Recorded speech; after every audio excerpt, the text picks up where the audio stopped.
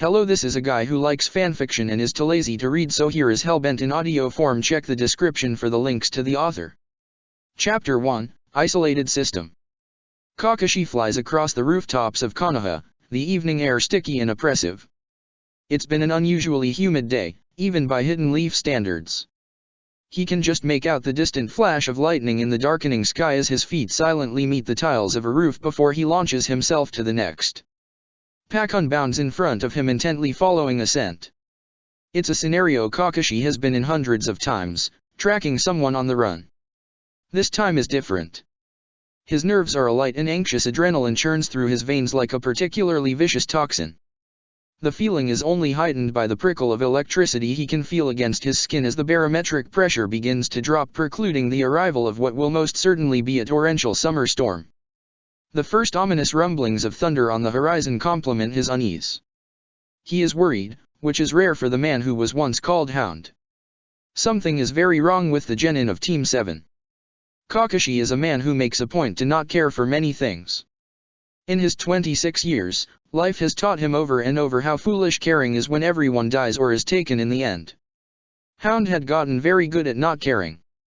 But the demmed genin slipped under his guard, and now something is terribly wrong, and Kakashi feels the quiet but familiar stirrings of panic. He's going to lose this too if he doesn't do something to fix it. The silver-haired jonin stamps the useless trepidation down and goes over what he knows. The first clue that there is something going on with his students is that, as of about an hour ago, only 2 of them passed the preliminary matches for the 3rd stage of the Chunin exam. The issue isn't actually that only 2 of them passed, but that the wrong 2 did. Kakashi feels a bit guilty for thinking of it that way, a bit cold, but he's been with these kids for nearly half a year now, and he would like to think he knows what they can and can't do. Besides, it's what they'd expect from him anyway. He strives for cold as his baseline. Cold keeps them safe from the curse that follows every person he's ever loved. Distance is better than dead.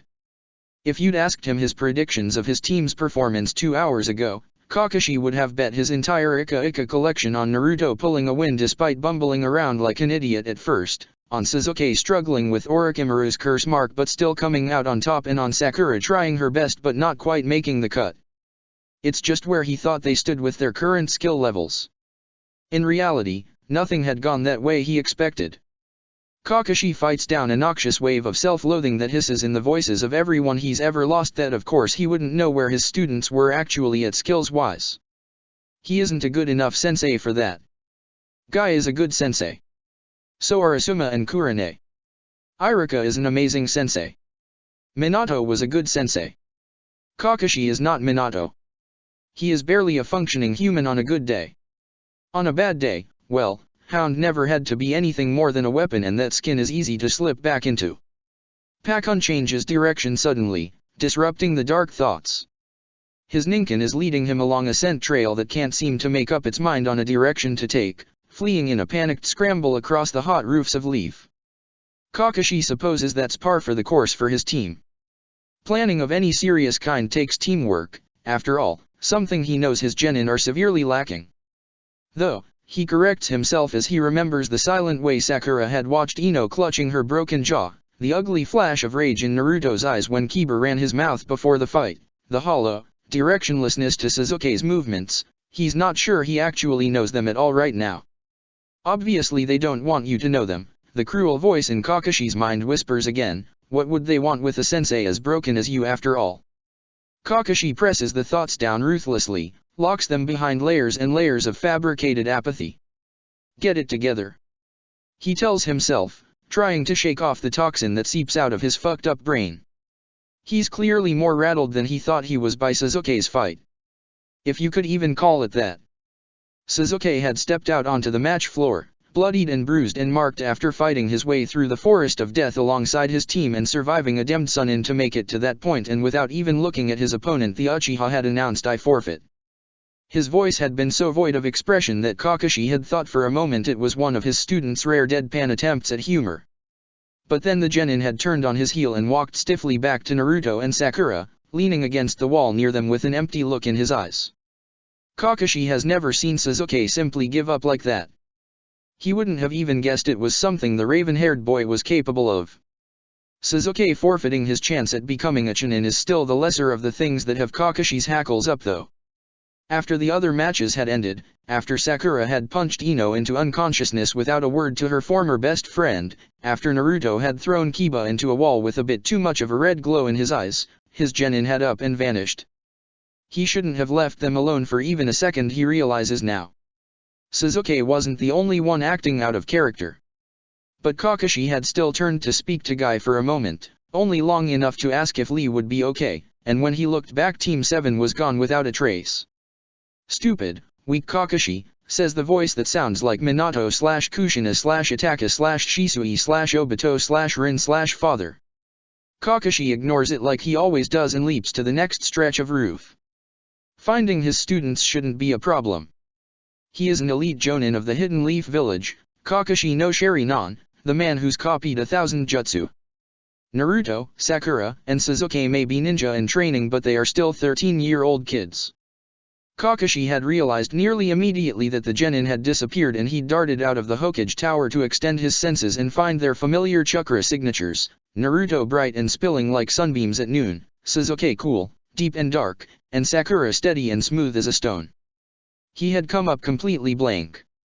Of course, Kakashi isn't one of the best trackers in Konoha for his chakra sense alone, and so after summoning Pakun and giving the pug a few minutes to sniff at the steadily rising breeze of the storm, he had a faint but definite trail and had taken off after his team. He's been running now for long enough to take him to the edge of the village, moving into the clan lands where you find the families that have lived in the city since its founding. The long empty Hatake compound is near here and so, consequently, are the old Uchiha lands. Pakun leads him right up to the walls of the latter. They are still draped in sun-bleached and tattered police tape. The pug bounds over the walls without so much as a flinch, clearly still following the scent of Kakashi's genin. Kakashi pauses on the boundary, unease warring with the howling need to find his team. He's not a particularly superstitious man, but he was here the night that everything happened and can perfectly recall the almost artful ways that blood had painted the walls of the compound, how it had run like rain through the cracks of the cobblestone streets, the neatly laid bodies of an entire family line. In a nearly comedic twist of irony, the Sharingan that he stole from the Uchiha won't let Kakashi forget a single bloody detail of the tragedy that befell them. Pakun is the one to pull him from his own head again, this time with a stressed bark of, "Boss, I found the pups but something's wrong." That's more than enough to propel Kakashi over the wall and into the ghost town. Pakun is only a few streets beyond the wall, ears flat against his head with displeasure as he stands in front of an inconsequential building. "Here, boss. There is a ward of some kind up, so I don't really know what's going on in there, but the pups' scents are real distressed and getting worse." Kakashi doesn't even bother thanking his ninkin and instead slams into the front door. The momentum should have been enough to carry him well over the threshold, but instead he's met with a barrier of some kind, unmoving even against the significant force of his rush. This must be the reason he still can't sense the kid's chakras either. He's almost ready to hit the barrier with a Chidori and hope for the best when a barely audible shout comes from within. "Sakura, it's sensei. Let him in." Kakashi barely has time to process the meaning of the words, let alone the terror underlining them, when the barrier shifts, flexes, and suddenly he's tumbling through the door. He lands with a kunai already in hand, ready to leap into action to defend his team. What greets him hits him like a punch in the gut. They are in the living area of what was once clearly someone's house. The tatami floors are dusty and the screens along the walls, while thankfully blood splatter free, are faded. One of them has a crack running down its length as if something heavy was once thrown into it, like a body. His genin are clustered in the center of the room among long unused couches, like they had tumbled to a stop there and couldn't draw the energy to move further into the house. Sakura stands in front of her teammates, pale and sweating. Her light green eyes are wide and her newly shorn pink hair is sticking messily to her face. Her hands are folded in a textbook perfect rat symbol, and as her chakra flows steadily, Kakashi realizes that she is the one maintaining whatever barrier jutsu is surrounding them. Kakashi would take a moment to be impressed. He didn't even know Sakura could do any barrier jutsu, but his other students draw his attention immediately. Naruto and Sasuke are not okay. Sasuke is folded forward on the ground, arms wrapped around himself as breath jerks in and out of his chest. Tears rush down the genin's cheeks and choked little gasps of pain fall past his lips. His Sharingan is activated and spinning uselessly as if trying to see and counter an attack that isn't actually coming. He's having a panic attack. The scent of it is heavy in the room, acidic and alarming in a way that cries out severe distress to anyone with a sensitive enough nose, like Kakashi or, unfortunately, Naruto. The blonde genin is nearly frantic. His gaze is locked on his teammate as he crouches in front of him, hands wrapped tight around Sasuke's shoulders. The Jonin realizes with mounting dread that Naruto's eyes have gone scarlet and slitted and the Kyuubi's chakra is beginning to boil to the surface of his skin, casting strange lurching shadows against the dusty walls. Kakashi has been blind to have never considered how the connection, the borderline dependency, between the last Uchiha and last Uzumaki would one day come around to bite them all in the ass. Sensei. Sakura's voice trembles. It's only taken a moment for Kakashi to take in the scene, but that's a moment too long. At this rate someone else is going to sense the fox's rising chakra and everything is going to go to hell. Kakashi doesn't quite understand why his instincts are screaming to keep the rest of Konoha away from the three genin right now, but he isn't going to take the time to question it. Those same instincts have kept all four of them alive this long after all. Sakura. He snarls, not bothering to adopt his usual carefree voice, double down on that barrier now. Not so much as a hint of the fox's chakra can leave this room. Sakura pales further, staring at him with eyes rife with uncertainty, and God, Kakashi has really failed all of his students up till this point, but he's failed Sakura worst of all.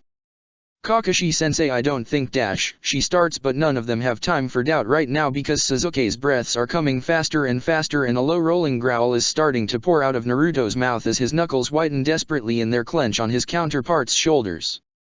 Kakashi doesn't have any right to put her in this position, but he doesn't have another choice at the moment. Even the great Kopinen Kakashi can't hold a barrier up and deal with two overpowered teens having meltdowns at the same time. He turns to her, desperation cracking through his voice even as he tries to maintain his calm, his authority. Sakura, there isn't another option.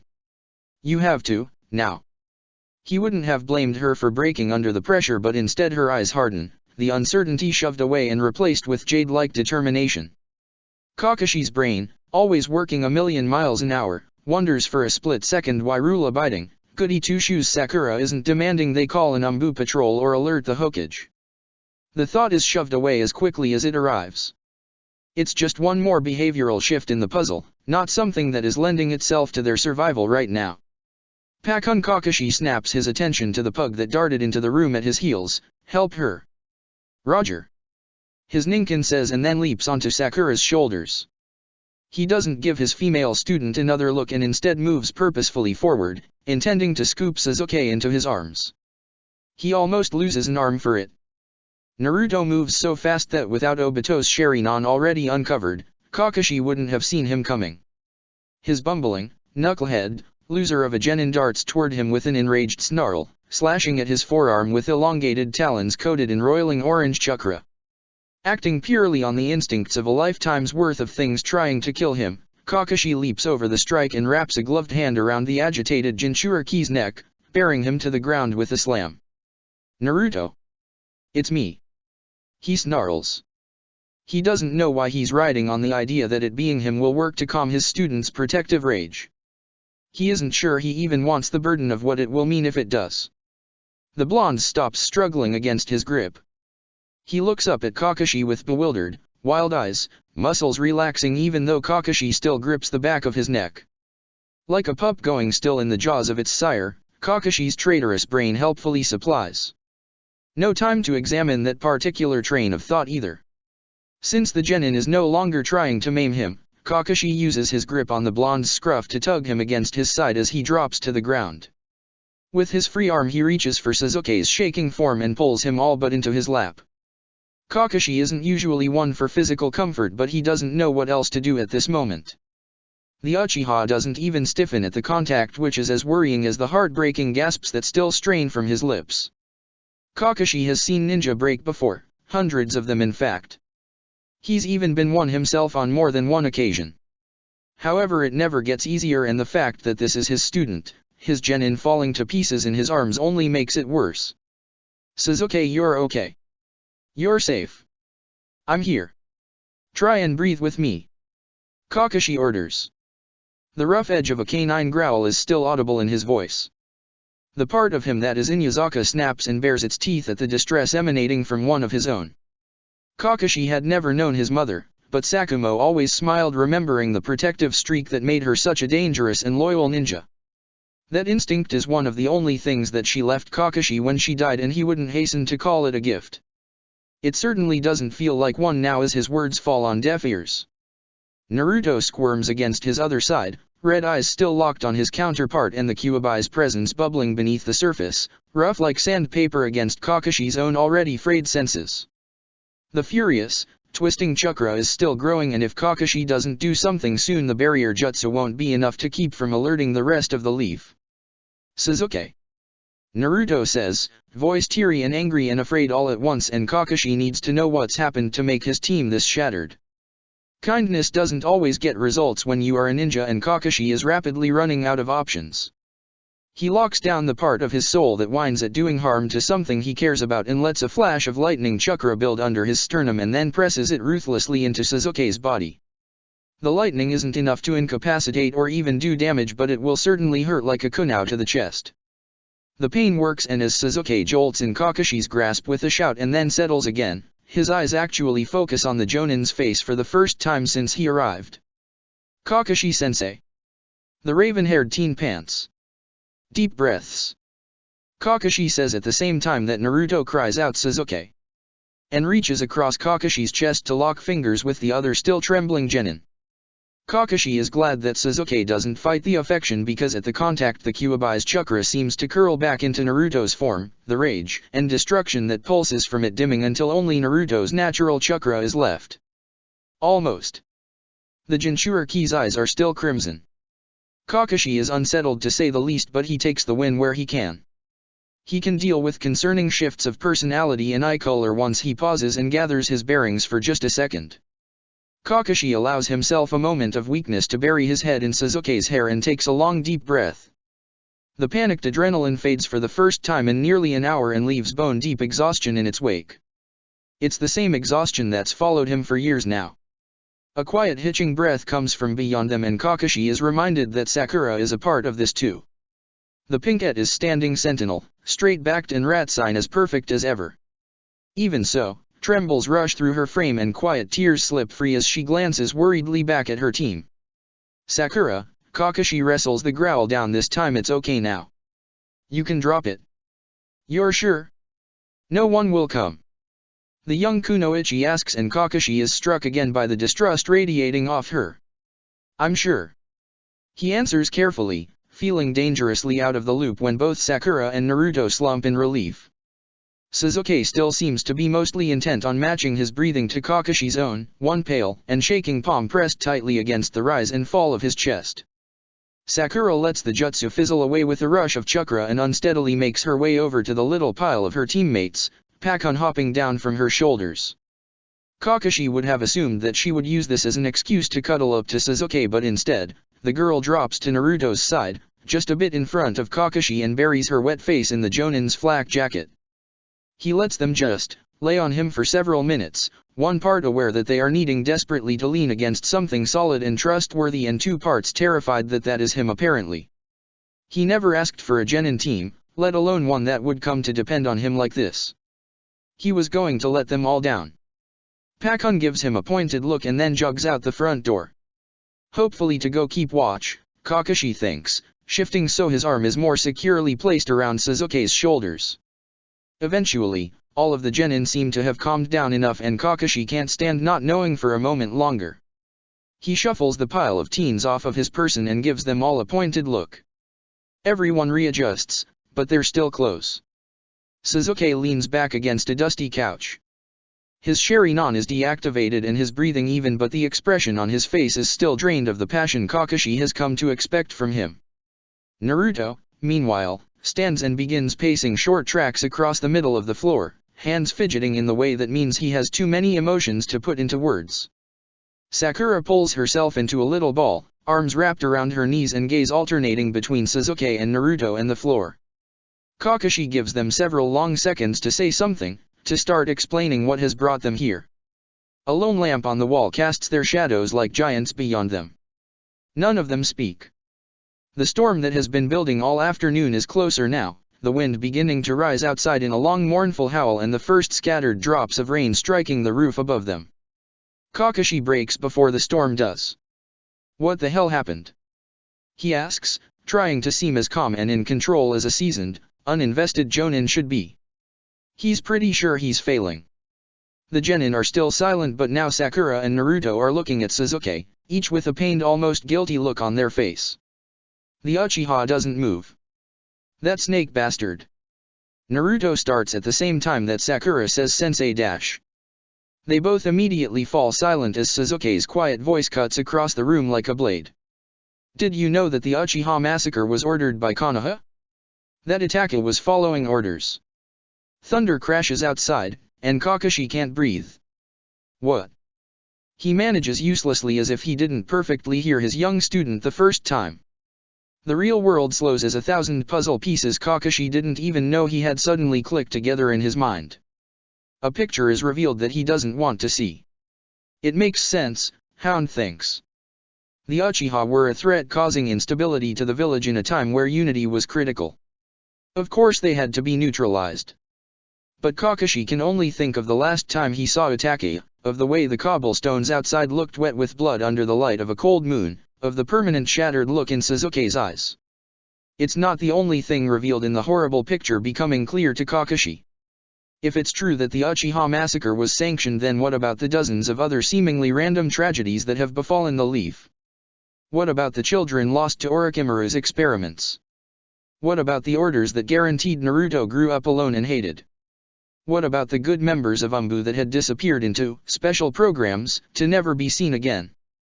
Other instances flash through his mind, faster than he can actually catalog, but suddenly one is at the forefront of his mind, deadly and horrible in a way that makes Kakashi's breath freeze in his lungs. What about the attack that killed Obito? There had been no reason that their particular operation would encounter so many Iwanin, let alone so many powerful ones. No reason that Minato-sensei should have been called away so suddenly from an active mission, leaving the three of them outnumbered and alone. Kakashi has known for a while now, deep down, that the Leaf is corrupt, but suddenly he can't look away from it and it's blinding him. Sasuke doesn't repeat his question. He just stares at Kakashi's face. His Sharingan is back and slowly rotating as it tracks over every inch of his reaction. He's waiting to see if I lie, the Jonin realizes with a numb feeling in his chest. Sakura and Naruto are staring at him too, and Kakashi thinks, they're all waiting to see if I knew that the village they've been training to devote themselves to, that I've devoted myself to, murders its own people. He instinctively tries to drag the pain from his face, to hide it behind the mask of indifference that he always wears, but the words have torn something open inside of him. It's a wound that never healed right but was only hidden away like a shameful secret again and again. His doubt in the Leaf Village. A critical flaw in his will of fire. A question of whether he was really on the side of the good guys at all. I didn't know. He says woodenly, and it feels woefully inadequate. But for his genin it's somehow enough, because all three droop in relief. Sasuke most of all. We didn't think you did, sensei. You wouldn't do that. Naruto looks so earnestly at him, eyes still an unsettling red. Of course it would be Naruto who cut right through to the heart of Kakashi's insecurity. He can't suppress the instinctual flinch and snap of, "Don't think so highly of me." Because the thing is, he would do that. If Hound was ordered, he would keep any secret. He had kept Naruto's parentage and status as a Jinchuriki from him for years after all. Had left Sasuke by himself even though he once would have called Itachi and Shisui friends. Kakashi's Nindo has always been that abandoning those who are precious to you makes you worse than trash. It's a part of Obito that he holds even closer to him than his dead friend's eye. But the loophole is, if you don't have anyone precious to you at all, then there is nothing you can't betray, no code that can't be broken. He's been able to follow orders by that loophole for years. But now, looking from Sakura to Sasuke to Naruto, Kakashi is suddenly hit with the fact that the genin have become central to him in a way that he hasn't let anyone be since Minato and Kushina. Orochimaru told me the truth about the massacre. Sasuke explains, still watching Kakashi. He also told Naruto that people were so awful to him as a kid because he's the vessel for the Kyuubi and they were ordered to stay away. And that no one the Uchiha pauses here, choking on the sharp edges of his words for a moment before continuing, that no one was there for me after the massacre because they were also told not to be. That by making sure we'd both be broken and alone we would be more convenient tools for the Hokage to wield in the future. It's so fucking familiar that Kakashi nearly vomits. The pattern is there, clear as day. How many other brilliant, genius-level young ninja were isolated and traumatized as some kind of political tactic to make them more compliant? How many other Kakashis were out there? Orochimaru telling them had been a good move, that same distant logical part of him thinks. The fastest way to make Sasuke vulnerable was to separate him from the village, and the fastest way to do that was to let him know that Konoha is what destroyed his family. And hell, Kakashi thinks Riley studying Naruto's barely contained distress. If you can bag a Jinchuriki in the same breath, why not? Sakura, unaware of the war raging in Kakashi's mind, asks the room at large, what do we do now? Kakashi has no idea. No next step. His plan had always been to die for the village. If the village is something that doesn't deserve to be died for, which it isn't if what Sasuke is saying is true, then Kakashi is untethered. We leave. Obviously. Naruto growls, still prowling back and forth across the room like, well, a caged fox. Kakashi stares at him. That is, not what the Jonin expected, least of all from the boy who toted the dream of being Hokage someday like it was the most important thing in his life. Leave. Sasuke now, appearing as incredulous as Kakashi feels but not quite managing to tamp down the hopeful edge to his words at the same time. Yeah. Naruto spins to face the rest of them and raises a determined fist. It's such a classic Naruto pose that some possibly hysterical part of Kakashi nearly laughs. The village is shit.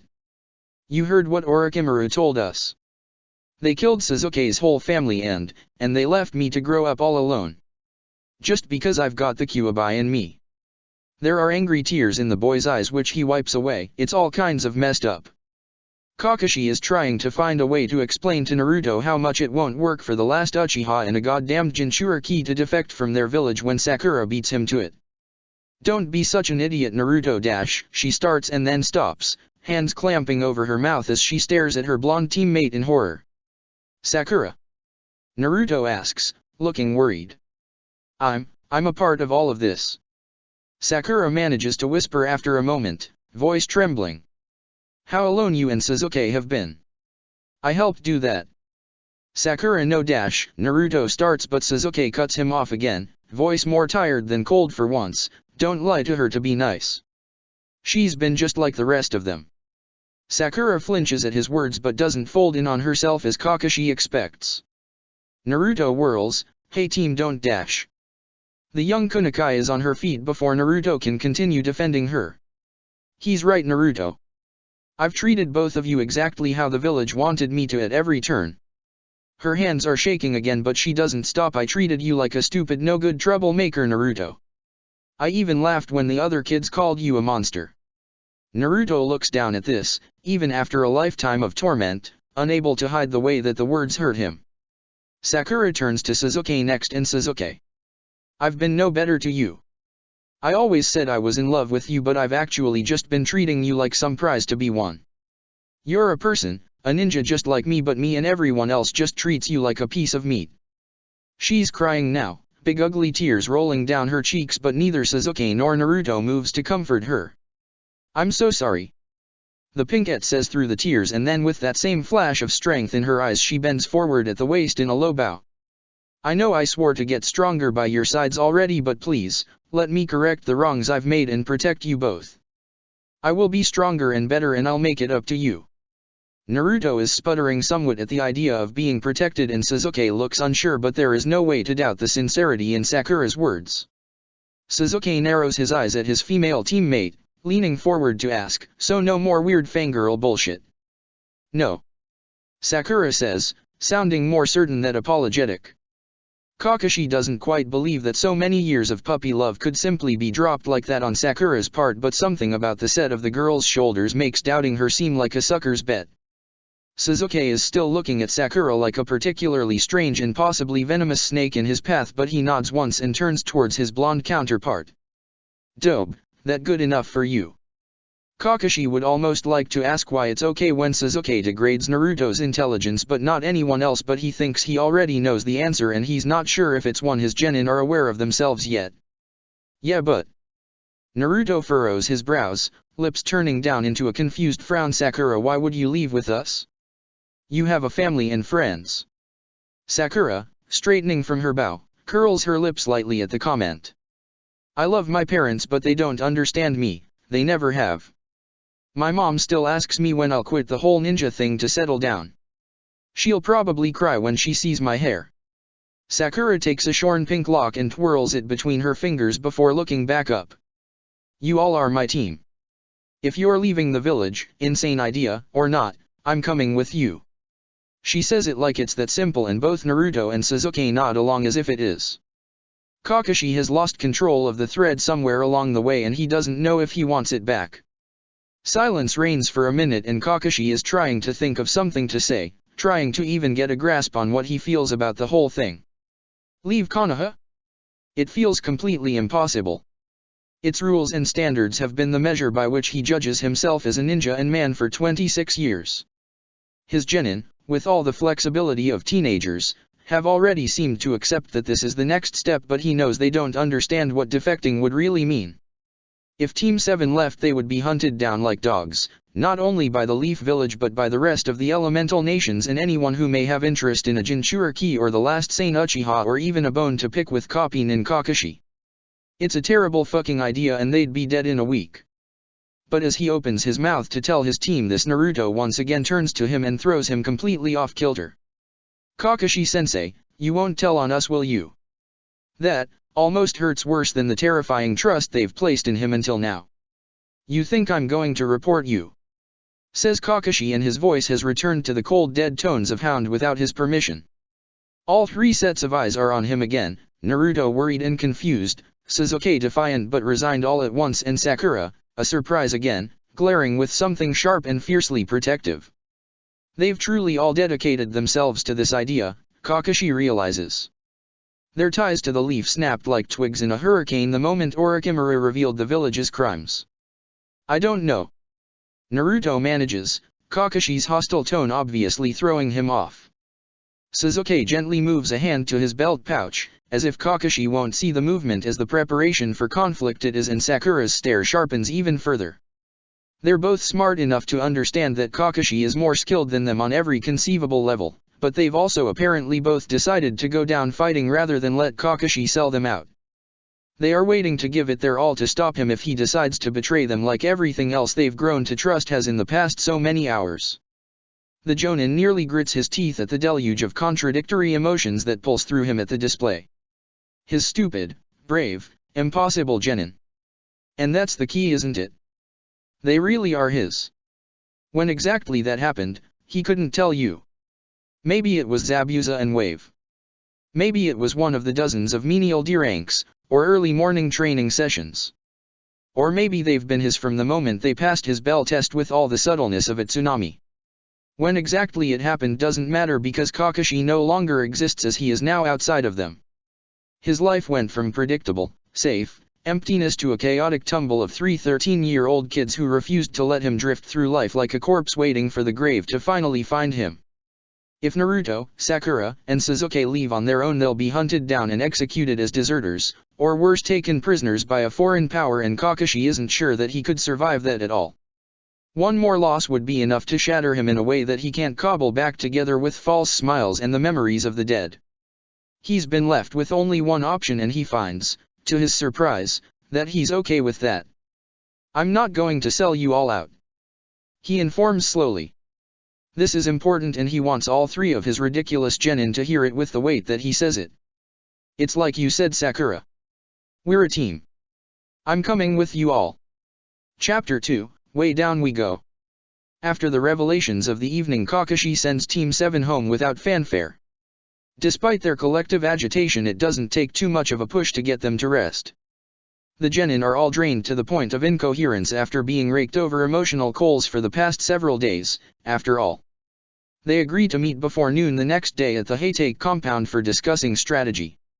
If Kakashi opening his long-boarded clan lands to the resolute genin isn't a metaphor for things to come, then he doesn't know what is. It is the logical choice in the long run, of course. The Haytake wards still stand strong, and considering that Team 7 is actively in the process of planning treason against the Leaf, any barrier that keeps them away from the listening ears of Umbu or other even more insidious parties is welcome. Plus it's a convenient excuse to say they need the privacy to prepare Sakura and Naruto for the final round of the Chunin exam. Kakashi still isn't sure if he's ready to reopen what was once his home and is now just another tomb for painful memories. Unsurprisingly, as the sun begins to rise above the towering trees, Sakura is the first to arrive at the simple but strong front gates of his old home. More surprising is that Kakashi is actually there to see her early arrival. It would be impressive that he is there before his genin if he had actually managed to sleep at all. Instead, his night had consisted of staring at the ceiling, thoughts an endless roar of anxiety and preparations. He had given his word to his genin to desert the village. He still really doesn't actually know how he feels about that. Sakura raises one pale eyebrow at him as she comes to a stop in front of where Kakashi is sprawled lazily, relaxing with his back propped against the sun-warmed wall. In all honesty, Kakashi doesn't actually feel that warm. The jagged ache of being back on his clan lands is enough to freeze him from the inside, but Sakura doesn't need to know that. The genin looks different. Her bright red dress and ninja leggings are gone and standard shinobi workout wear has replaced them. Instead of tied fashionably up in her hair, Sakura has her headband hung from her weapons belt, almost like an afterthought. She drops down next to him without saying anything. Student and sensei sit in silence for many long minutes, watching the sunrise over Konoha. Kakashi is tense. He isn't really sure what to expect of the young kunoichi and knows that is in no small part due to the fact that until yesterday, he really hadn't paid as much attention as he should to the girl. A dozen excuses as to why could be offered, not the least among them is that Sakura has always painfully reminded him of another sweet young kunoichi who loved too big for her body.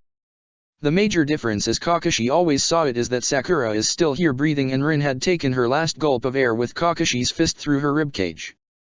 But now, looking over at Sakura in a simple pair of black ninja pants, her pink hair pulled messily back from her face and jade eyes distant and considering, Kakashi is, for a moment, reminded of a different lost teammate.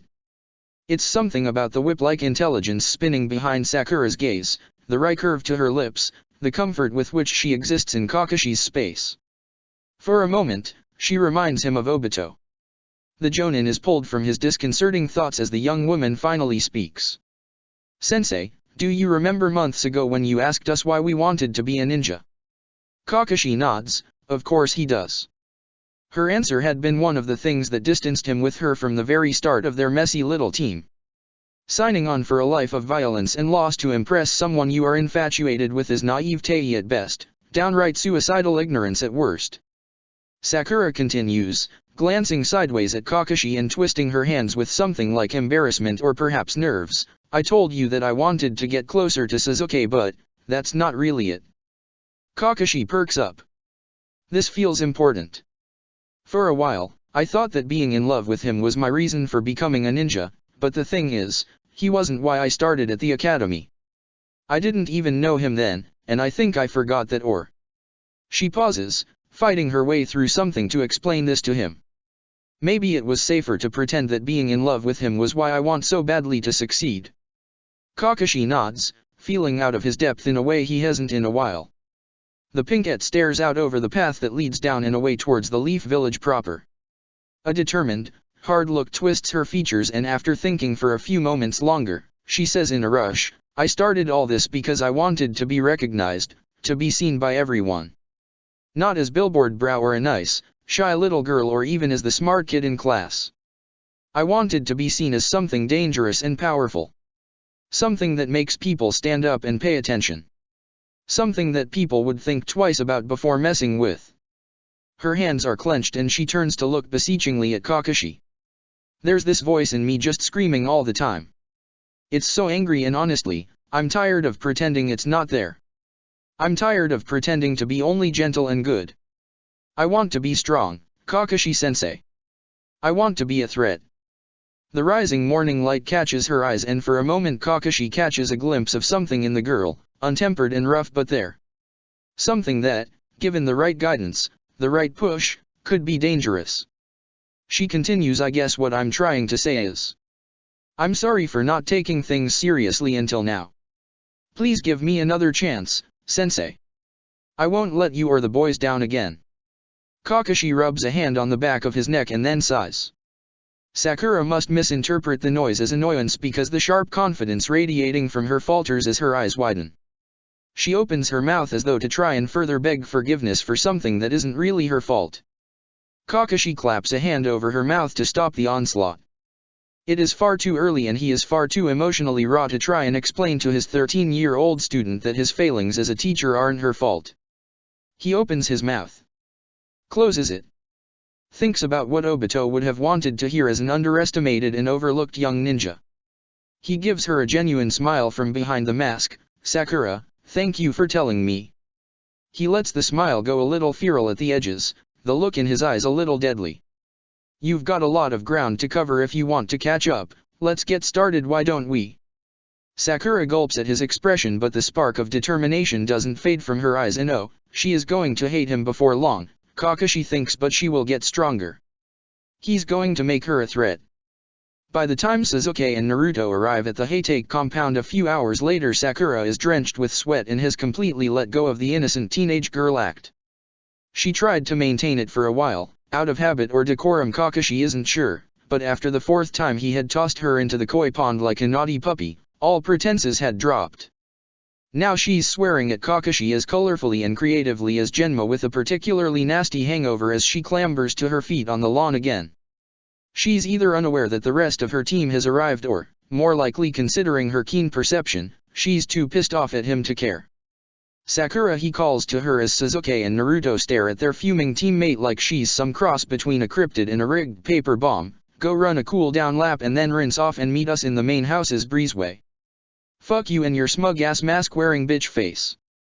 Sakura snarls at him, wringing pond water out of her hair with grass and mud stained fingers. Sakura, he admonishes, even though he can't keep the grin out of his voice entirely. Yes, sensei. She simpers at him in response, so sharply false in the sweetness with which she says it that Kakashi barks out a laugh. Sakura is a bitch when she's pushed and not holding back. Kakashi loves it. As she jogs away to do a lap of the grounds, the Jonin turns to look over his other two students. Neither Naruto nor Sasuke look like they've gotten much sleep, both their faces somewhat pale and hair tousled. Well, Kakashi amends, Sasuke is about as pale as normal, but the bags under his eyes speak volumes. Interestingly, he also notices that both boys have moved their hitayates to less obvious locations. Naruto's is wrapped around his wrist and Sasuke has tied his backwards around his neck. Kakashi suppresses a sigh. At least they are still wearing it at all, but the four of them are going to need to have a talk about subtlety. Yo kiddos. He says with a short salute, welcome to the Hatake lands. The scent wards give you any trouble? They shouldn't have. Unlike the chakra-based wards that most clan lands utilize, the Hatake had always used wards that responded to a person's unique scent instead. Someone uninformed may assume they are easier to bypass, but any tracker worth the nose on their face would know that every individual has a perfectly unique scent, not unlike a unique chakra signature. Unlike chakra though, scent offered a more nuanced measure of a person and was safer to boot. The Hatake scent wards would not only exclusively let in beings that had been keyed into their matrix, as Kakashi had done for the kids sometime before the sun rose, but they would also alert if those accepted residents passed its boundaries, giving off particular levels of distress or pain. Furthermore, scent wards never reacted badly to ninjas with low or corrupted chakra. Kakashi knew at least half a dozen ninja in the Hidden Leaf alone who had returned home from dangerous missions to nearly be killed by their own security being unable to read their chakra signatures. The Hatake wards would never have that problem. It all goes to say that the wards that have protected the edges of the Hatake's lands are one of the major reasons that they are using the space to prepare. Sasuke shrugs at the question but sends a speaking look Naruto's way. The blonde shuffles his feet and looking guilty says, well, sensei, they did let me in. Obviously. Mumbles Sasuke. Naruto glares at him before continuing, but they didn't really like it. The wards didn't like it. Repeats Kakashi with a raised brow. Yeah. Naruto offers back, wrinkling his nose, like I had to kinda push through and they felt really, unsure about it. Kakashi thinks for a moment and then walks forward until he's only an arm's length in front of the genin. Don't be weird about this.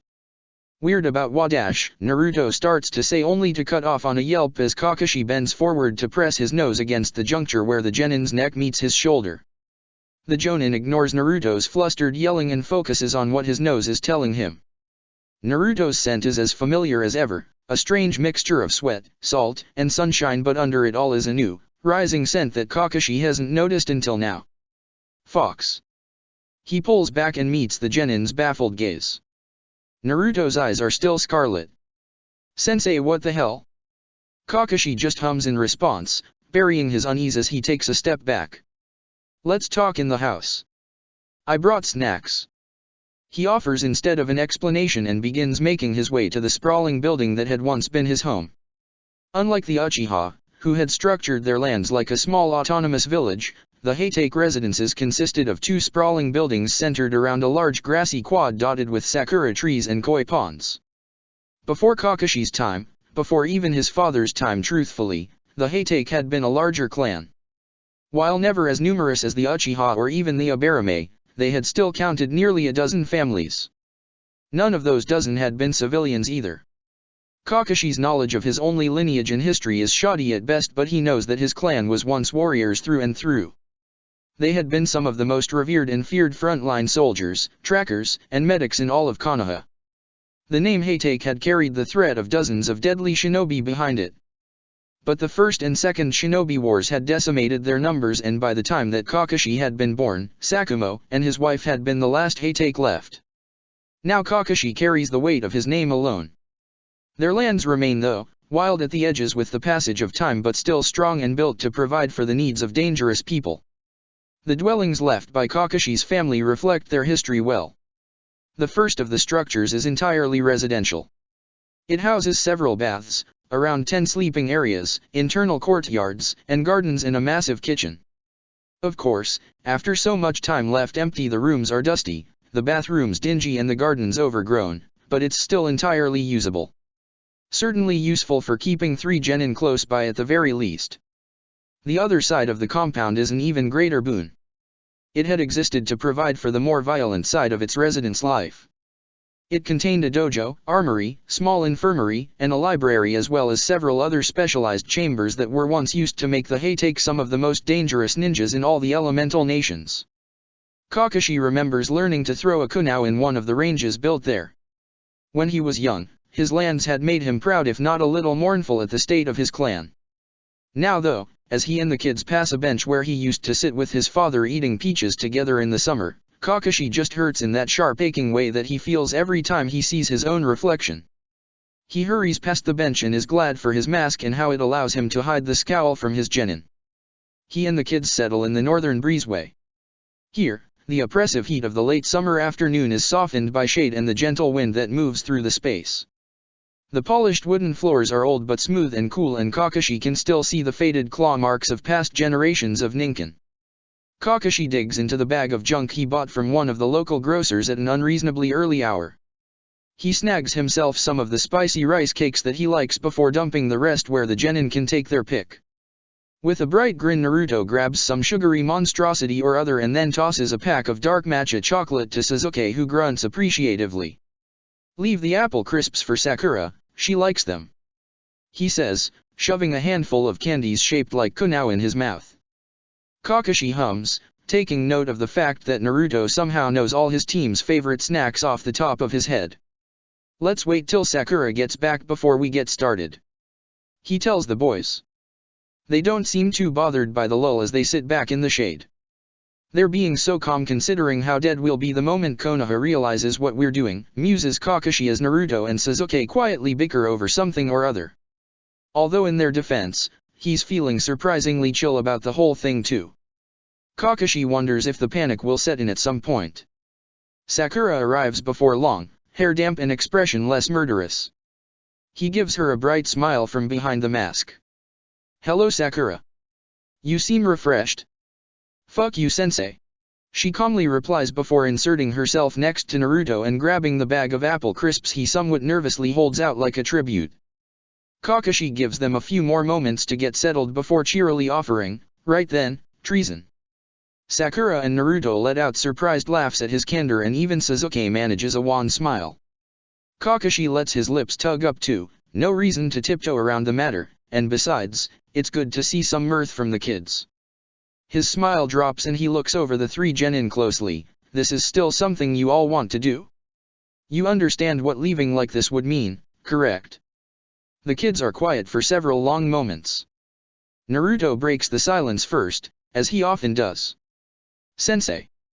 I don't really know about Sakura, but Sasuke and me have nothing left in the village.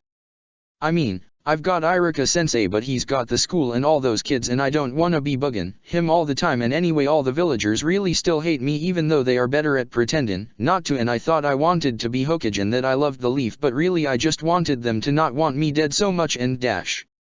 Sasuke cuts off the increasingly frantic ramble with a tap of his fist against Naruto's hunched shoulder. Breath, dope. Naruto does, sucking in a huge gulp of air and holding it in with cartoonishly ballooned cheeks. He releases it after a few beats and it does seem to have calmed him some. The blonde genin thinks for a few moments before continuing at a more subdued rate. I was thinking about it all night and I want to have a home, sensei. I want somewhere I can feel safe and, not hated and stuff, and I wanna be able to fight for it and protect it. But I don't think home can ever be the village for me now. It just wouldn't feel right. If Minato and Kushina were still alive they would burn the leaf to the ground for what it has done to their son, he muses sadly. Okay Naruto. He says. He considers the urge to reach out and pat the boy's knee, but Sakura beats him to it, leaning to knock shoulders with the dejected Jinchuriki. He turns to her, eyes wide with shock at the gesture. That may have been the first time that Sakura willingly initiated contact with her blonde teammate outside of smacking him over the head. She returns his stare with a slightly awkward but genuine smile. The flash of jealousy that darts across Sasuke's face at the exchange is lightning quick but just as dangerous, and oh, thinks Kakashi, that is going to be a thing, isn't it? Sasuke and Naruto's attachment to each other was already nearing an unhealthy dependency, and that was before all their ties to the village had been severed. He's going to have to do something about that probably. Gods. Just one more thing to worry about. A little bit desperate to not spend any more time at this moment trying to figure out how he's going to keep his genin from attempting to kill each other over misguided jealousy, Kakashi turns to Sakura and says, I know we already talked this morning, Sakura, but you're sure too? You could stay in the village with your family and still become strong. She considers his words for a moment before replying, Sensei, you don't really know what it's like being a kunoichi, do you? Kakashi blinks in surprise. That is really not what he had expected to hear. I've worked with many talented female ninjas. He starts to offer, unsure why he feels guilty even saying it, but Sakura cuts him off. No. You don't really know, Sensei, or you two either for that matter, she continues, half turning towards the boys. Naruto shrugs and Sasuke narrows his eyes, but neither tries to dispute her. Sakura purses her lips before asking the three of them, do you know what I was given a few weeks after becoming an official member of Team 7? Naruto dutifully shakes his head. Sakura turns her sharp jade gaze to Kakashi and he is once again hit with the sense of something dangerous residing within the 13-year-old girl, something furious. I have no idea, Sakura. He says quietly. Without further prompting, she reaches into her weapons pouch and withdraws a folded piece of paper. She passes it to Kakashi saying, I know that Ino and Hinata got one too. He unfolds it and is immediately greeted with elegantly curled font and soft purple flower detailings. The creases on the paper are well worn, suggesting it's been unfolded and refolded many times over. The title of what he can now see as an information packet reads, Knowing your next steps as a kunoichi, medical, support, or seduction. Which path is right for you? Kakashi's fingers tighten on the paper subconsciously. The text in the dossier describes several different commonplace jobs for kunoichi. The information manages to never actually insinuate that the fields it lays out are the only options for women becoming ninjas, but the subtext is fairly clear. Who gave you this? He manages after getting through about half of the paper. Sakura shrugs, a kunoichi, I didn't know. I'm pretty sure she's a Chiryunin with the border support group though. She told me there were information breakouts I could attend if I was interested, and they would even pair me with mentors if need be. Kakashi digests this information, eyes tracing over the artistic curl that's been added to the K of Kunoichi on the pamphlet and the way that the O is a stylized ninja star. A lot of time and effort went into the existence of this paper. He passes the page to a confused-looking Naruto and Sasuke and then laces his fingers in front of his mouth. He's always known that there were issues in the ninja world and the leaf specifically regarding how women were treated in the field, but he'd assumed the exceptions made the rule. Tsunade, Kurane, Anko, and Yugoa were all impressively effective and respected ninjas. Hell Kushina had been probably the most powerful and terrifying person he had ever trained under. However, the pale purple paper being slowly crushed in Naruto's disbelieving hands offers a side of things that Kakashi has never cared to look too closely at. How many perfectly talented and driven young women had he known that seemed to settle for a desk job or medical position or something away from the violent heart of what they did? Thinking about it now, he can even remember the day that Rin had met up with the team to announce that she was going to start learning medical ninjutsu. She'd had an almost sad tilt to her mouth as she quietly explained her choice, and back then Kakashi had brushed it immediately off as unimportant, but now he can't help but wonder if she'd received one of these pamphlets as well. Surprisingly, it's Sasuke's voice that breaks him out of his thoughts. "Fuck this," the Raven offers, glaring down at the paper held between Naruto and him like it's offended him personally. "You may be annoying, but this is bullshit." Sakura shrugs again, but that fire still seethes in her carefully calm gaze. "Do you see now?" she asks bitterly. "Even if I push the boundaries like Kurane-sensei or Anko-san, this village will always expect me to be less because I'm a girl. I don't want to be a healer, or someone supporting my team from the backline, or a seductress. I don't want to be less. I want to be strong." She glares at Kakashi, a dare to contradict her held in the line of her mouth like a kunai is held in a fist. He simply nods at her. He doesn't need to say anything, he hopes. The bruises darkening on her skin are marks of the promise he's already made to himself and her. He'll push her until she breaks, patch her back up, and then expect her to go further. Kakashi is going to make her strong, make all of his genin strong, for Obito, and Rin, and a smaller, less broken version of himself that never got the chance. She nods back at him and then turns to look at her teammates. The quiet uncertainty that still clings to her like cobwebs is in her eyes again as she waits for Naruto and Sasuke to say something. Naruto's looking at Sakura like he might start crying, but Sasuke's face is a visage of dry anger. The Uchiha takes the flyer, crumples it up in his fist, and then with a sneer lets his chakra nature wash through him. The page is ablaze in less than a breath. Sakura's eyes widen nearly comically as she watches the pastel purple paper that had tried to dictate her life blacken and crumble in Sasuke's fist. When the flames finally die, Sasuke holds his closed hand out to Sakura, the toxic words reduced to nothing but ash inside his clenched fingers. She stares. "Stronger with us," he says, fist still smoking slightly in the space between them. "Yeah," cheers Naruto, lifting his own hand to Sasuke's and then turning to grin encouragingly at the final member of Team 7. Sakura's eyes begin to fill with tears, but she ignores it, reaching across the worn floors of Kakashi's home to set her clenched fist against her teammates. "Together," she agrees, voice wobbly and full of gratitude. Kakashi looks at them there, the quiet promise still hanging in the air between the three of them, no less powerful for its simplicity. If they live through this, he thinks, he's fairly certain that he'll remember this moment perfectly for many years to come, and the Sharingan has nothing to do with it. They'll get stronger, not with the village at their backs, but with each other. Sasuke catches his eye and firmly says, "You don't need to ask me to, sensei. I was always going to leave after what the snake said, whether you all were coming or not." "As if we'd have let you go alone," crows Naruto, dropping his fist out of the circle to loop his arm around Sasuke's neck instead. The Raven flushes slightly at the gesture and then growls, attempting to shove the other boy off him without much success.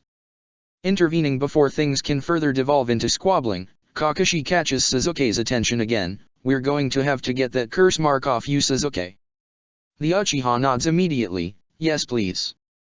I don't want or need Orochimaru's help to get stronger. I'm going to find Itachi and then make the Leaf pay for what they did to my family by myself." The fire that Sasuke has been missing from his eyes since the Forest of Death is back in full force. Actually, Kakashi thinks, it's even brighter than before. "Not by yourself," interjects Sakura, tone a bit nervous and head dipped slightly as though she's worried she'll be reprimanded. What? Returns Suzuki. You aren't going after Itaki and the leaf by yourself. She says, voice stronger.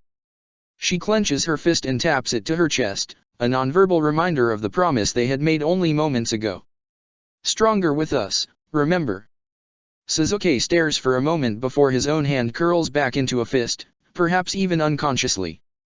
Together. He mirrors her words back to her and then nods, the smallest of smiles tugging up the corner of his lips. Sakura smiles back brightly, and maybe Kakashi won't have to worry about the Uchiha stabbing the pinkette in her sleep after all. Kakashi claps his hands together to get the genin's attention before announcing, well then, if you are all certain, then we have important things to discuss, questions to answer, and plans to lay. The kids sit back in their respective spaces, Naruto and Sakura both grabbing more snacks as they do so. Shoot, sensei, murmurs Naruto, mouth already stuffed full of ramen-flavored potato chips. Kakashi is distantly glad the boy likes them, he'd picked them out with him in mind. To the first and most pressing order of business then, he says aloud, Naruto, how are you feeling? It's a terrible way to phrase the question and he knows it, but he doesn't really know how else to broach the subject of the red eyes and the fox smell without blatantly asking if the Nine Tails is escaping its bonds. Suzuki and Sakura both give him odd looks, but Naruto freezes with a handful of chips halfway to his mouth. Totally fine, Kakashi-sensei, he offers, the guilty shift of his red eyes to the left giving the lie away for what it is immediately. Why are you asking? An expert in subtlety the boy is not. Suzuki catches the lie too because he turns narrowed eyes towards Naruto.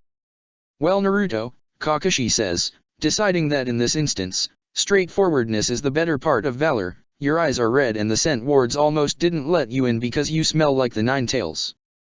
Naruto flinches and looks towards the floor like it will hide the redness of his eyes. Dub, Suzuki growls, you told me your eyes weren't anything to be worried about. No, I said they were nothing for you to be worried about. The Jinchuriki says petulantly. Naruto starts Suzuki, anger growing in his voice. Kakashi cuts him off. Naruto, tell me what's going on with the fox. Now. He slips into the serious, commanding tone that the kids have only heard a half-dozen times since they've been his students, and it's as effective as a cracked whip for the way they sit up in attention. I don't know, Kakashi-sensei. Naruto mumbles. I've been able to hear this voice for the past couple days in my head.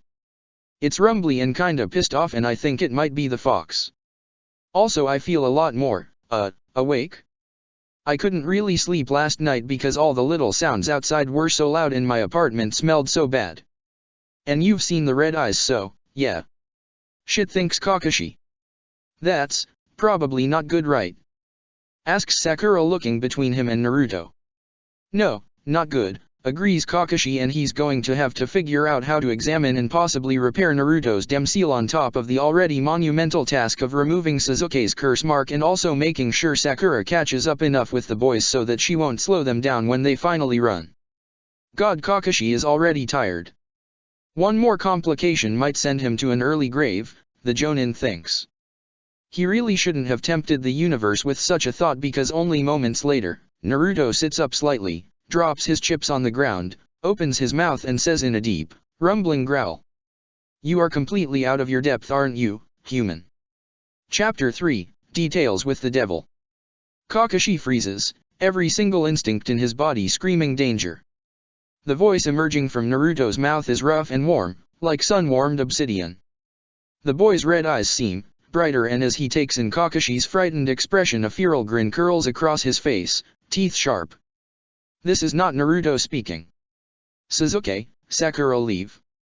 Whispers Kakashi, proud of the steadiness in his voice as he watches the Kyuubi no Kitsune tilt his student's head and roll his shoulders like he's a puppet. Sakura reaches to grab an ashen-faced Suzuki, hopefully to drag him away from the predator lounging in their midst, but the Kyuubi interrupts her movement with a low rumble of no. They both stay. The brat has imprinted on them, and so they get to be a part of this too. Kakashi is terrified. His mind is whirling through everything Kushina ever mentioned to him about what being a vessel for the Kyuubi entailed. It's been years, and a corrupting sadness blurs some of his recollections, but Kakashi is certain that she never once mentioned the fox taking control of her form like this. Did Naruto's seal break? Is the Kyuubi about to burst from his genin's body and rain havoc on the Leaf Village again? But, the Kyuubi's corrosive chakra doesn't seem to be rising like a bloody tide as it has in the past when Naruto's seal weakens. The beast is just, here, crouching below the surface of Naruto's skin. Are you done panicking now, Wolf? Asks the Kyuubi. Wolf. Comes Sakura's voice. She's tugged Sasuke to her side, closer to Kakashi, and she's still clutching the other genin's hand like a lifeline. Both of them are staring at Naruto like he's grown a second head. In some ways, supposes Kakashi, it's almost like he has. Yes. The fox responds smugly. Quick-footed and tragic, teeth sharp but spirit howling like a fool for something he can never have again.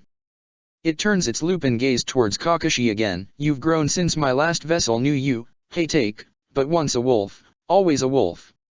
I've always thought I was more of a hound. Kakashi hears himself saying distantly, still trying to process the fact that not only are they speaking to the Kyuubi no Kitsune, arguably the most powerful and destructive being in the world, but that the being has opinions about him. The Kyuubi leans forward, pointed incisors gleaming in the afternoon light, and yet here you are, chewing through your collar and snapping at the hands that whelped you.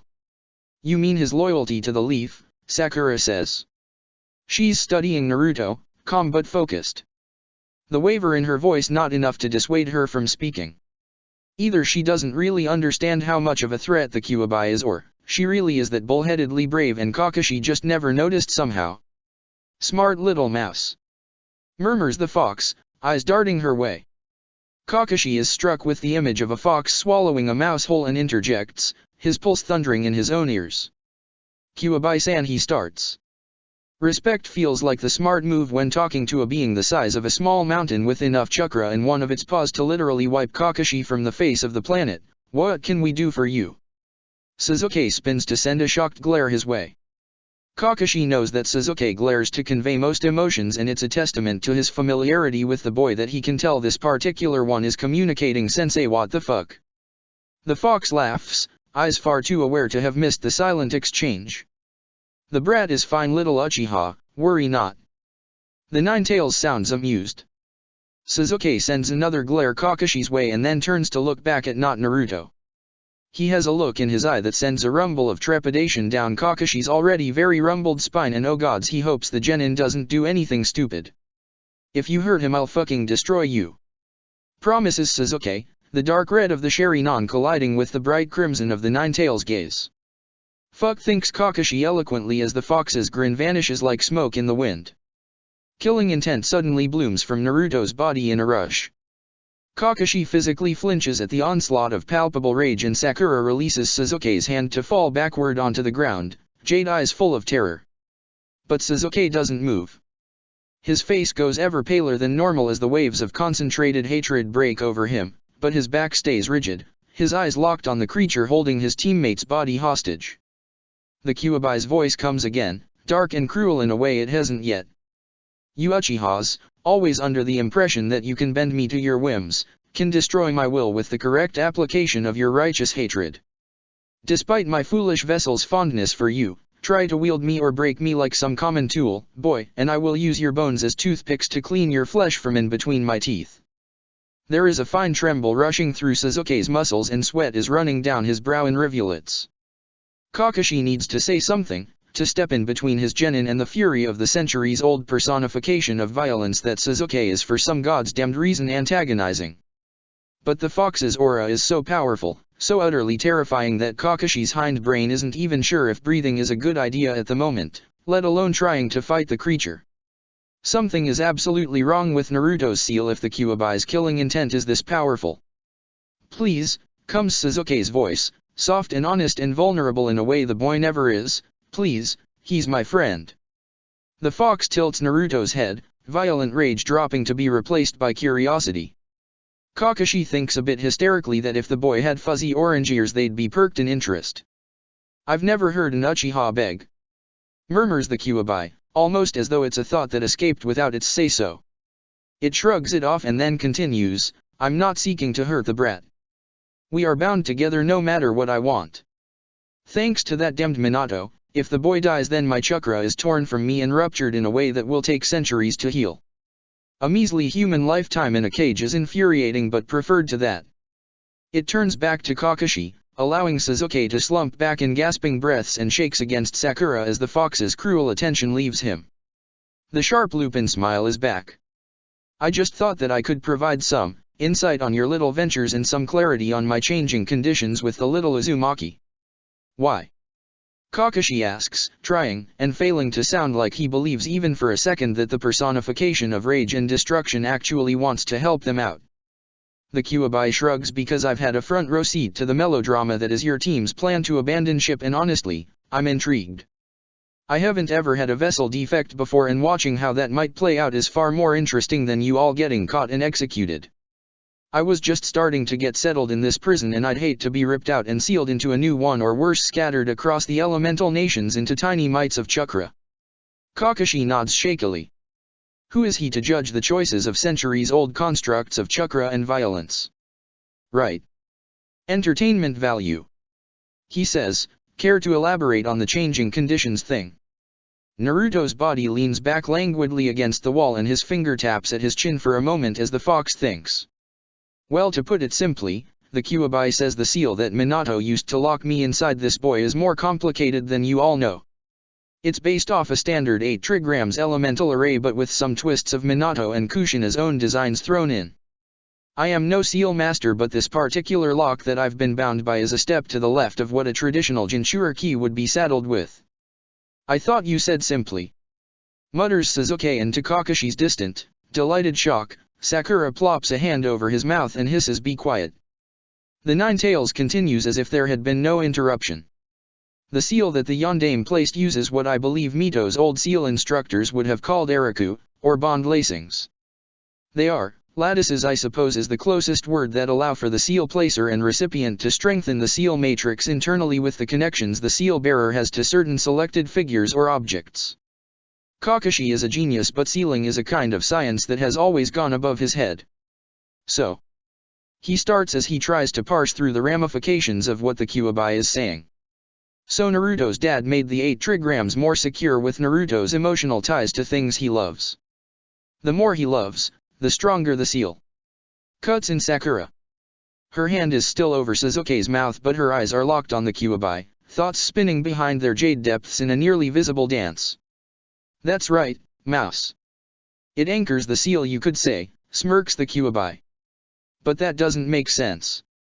Sakura snaps, and Kakashi swears these kids are going to make his hair fall out as his genin releases Sasuke to lean into the fox's space with an annoyed look on her face. Naruto told us he was sealed as a baby, she continues, which means he was too little to have developed any real emotional attachments, and since the Yondaime was supposed to have been some kind of strategic genius, he would have realized that he and his wife would likely die fighting you, so he wouldn't have coded them into the eriku. What was the object that the eriku were connected to? Love for what? And suddenly everything is perfectly clear to Kakashi in the same horrifying way wiping a dusty window pane to reveal an avalanche bearing down on him would be. It's his love of the village. He says, soft and dismayed, that's what the eriku is, isn't it? Minato-sensei was always such an optimist, and I know he never really understood the persecution Jinchuriki faced, so he would have assumed that even if he died the village would take care of Naruto, raise him. He trails off feeling sick as the Kyuubi's red eyes bore into him. The fox tilts Naruto's head in acknowledgement. Sakura picks up the thread, so when Orochimaru told us all those horrible things about Konoha, and we decided to leave. Naruto's hands are swept wide open in a look-and-see gesture.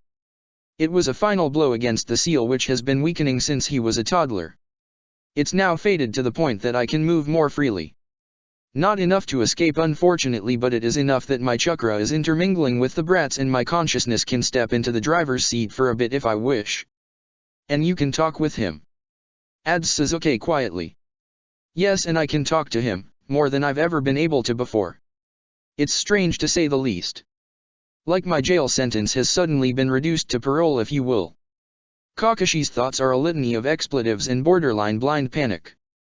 The Kyuubi no Kitsune is a monster. A demonic entity of enormous power, no remorse, and no heart. It cares not for humans, and Kakashi and his genin are no exception to that. And now the creature has nearly free reign inside Naruto's consciousness and the ability to take control entirely. It could choose to slit all their throats in their sleep if it wanted to. The single bright side that Kakashi can see, is that the Kitsune admitted to a reluctance to seeing Naruto killed, and with the current path Team 7 is on, if Kakashi, Sakura, and Sasuke were to die, Naruto most certainly would as well. So it's likely, hopefully, true that the fox has a vested interest in keeping them alive. It's insurance, shoddy at best, and gambling with Naruto's life as their uneasy collateral, but it's the best they have at the moment. Right. Says Kakashi, forcing cheerfulness into his voice that he doesn't feel. Well, thank you for informing us of all that, I suppose. I wasn't doing it to be helpful, Wolf. Snorts the Kyuubi, I just wanted to avoid the risk of you digging into the seal to try and fix it and screwing me and the brat over in the process. Kakashi hopes the hum he offers in return conveys assent and not the edges of a mental break like he feels. The tailed beast gives him a scathing look and Kakashi's hopes fade. Don't lose your head, boy, snaps the fox, it'll only get the brat killed. As if Kakashi doesn't already know that. Naruto's form sits back up from where it's been lounging against the wall and Kakashi, Sakura, and Sasuke all twitch with nerves at the movement. The Kyuubi rolls its eyes. Right, well, not that this hasn't been fun, but I'm going to pass the reins back over now, I think. It sends one last look towards Kakashi and then its eyes blink and some of the sharp brightness fades from them and, as simple as that, Naruto is blinking confusedly around at his shell-shocked team. Why do I feel like I just woke up from a really weird and shitty nap? Says the blonde genin. Are you okay? Sasuke inquires immediately, leaning forward as if to grab Naruto's shoulder but coming short a few inches. Yes. Naruto responds, looking confusedly at Sasuke's hand hovering anxiously near his shoulder and Sakura's wide eyes and the sweat on Kakashi's brow. Do you know what happened? Kakashi asks. You had asked about how I was feeling and I told you about the voice and the noises and then. He trails off, thinking, before oh holy shit. Did Kurama come talk to you guys? What? Thinks Kakashi. Sakura says Kurama. Yeah, that's his name. The Kyuubi's. Is he okay? Is it, okay? Parrots Kakashi, the what growing louder and more pronounced in his brain. Yeah. I mean, I know he's like a million times stronger than us, but my seal has felt really weird lately and he's all tangled up in it and I was kinda worried it was hurting him. Naruto says all at once as if these were completely normal concerns to have. You were worried about the Kyuubi no Kitsune being hurt? Yes. The blonde responds, looking for all the world like he doesn't get where Kakashi's confusion is coming from. Kakashi feels like punching himself in the face. I have a few questions. Manages the silver-haired Jonin instead of assuaging the Jinchuriki's worries. Naruto nods agreeably. 1. How do you know the Kyuubi's name? Naruto cocks his head thinking, I'm really not sure, you know? It just kinda appeared in my head one day. But like, I just know that his name is Kurama and he's really, really old and he likes thunderstorms and he misses his siblings a lot. Right, agrees Kakashi, like this is normal information to find out about what is more or less a natural disaster in the skin of a many stories tall fox demon. One that murdered dozens of his comrades and also the last family that he felt like he had. Boxing that up and moving right along. So Kurama has been talking to you? About what exactly? All kinds of stuff. For the first couple hours after the snake bastard told us everything, it was pretty much just whatever he was thinking about, cause I don't think he realized I could hear him. I'm pretty sure he's kinda gotten used to talking to himself cause it's just him and the seal. I think he's lonely. Says Kakashi, fighting the urge to find a brick wall to slam his head against. Sure, the Kyuubi no Kitsune is lonely, right? Kakashi doesn't manage to fully quell the incredulity in his voice and Naruto actually whips his head up to glare at him. It's not his usual goofy glare either, the one that looks like it would fit better on a particularly puffed up kitten or small dog. This one is scathing and heartfelt, heightened by the crimson eyes. Shut the fuck up, sensei. He's a person too, okay, I can feel it. He likes storms and he misses his family and he's been the reason that me and Sasuke and Sakura haven't died like twice now. Naruto, it killed your parents. Says Kakashi quietly, and he's aware that it's cruel and that the boy already knows what happened to Kushina and Minato, but the fox is a monster and Naruto needs to hold on to that. Naruto stands. Yeah, and that makes me so fucking sad. I wish that he hadn't done that. I wish I had someone who would have been there to hug me and tuck me in and yell at the other kids when they hit me, but I didn't. Okay. The boy's voice is rising in volume and his chakra is swelling dangerously to match. I didn't have a family, but sometimes I did have a voice that told me to eat vegetables or we'd both die, or to fight back even when the big kids were kicking me and I was too scared to move, and I didn't really get that it was him until this week, and I know he killed my parents, but he's also the only person who has always been there. Kakashi is losing the reins of his own temper quickly, guilt and misery making his grip slippery. Naruto, it's not a person, it's a demon, and dash. Naruto roars, orange chakra leaping to life around him like a cyclone. His name is Kurama. Kakashi and him stare at each other, Naruto's breath coming in pants of rage and Kakashi's in the slow controlled pace of hound backed against a wall. The fiery chakra still slowly swirls around the boy, a single foxtail emerging from it swiping side to side with agitation behind him. Pick your battles, Kakashi, comes a voice in his head that sounds like Minato.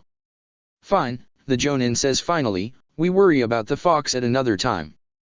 He closes his eyes for a moment, intentionally wrenching his mind away from the calculating and deadly crawl of Hound's thoughts, a side effect of getting so worked up, and says, well, like I told Sakura this morning, broken seals and curse marks and fucked up sexism aside, we have a lot of ground to cover.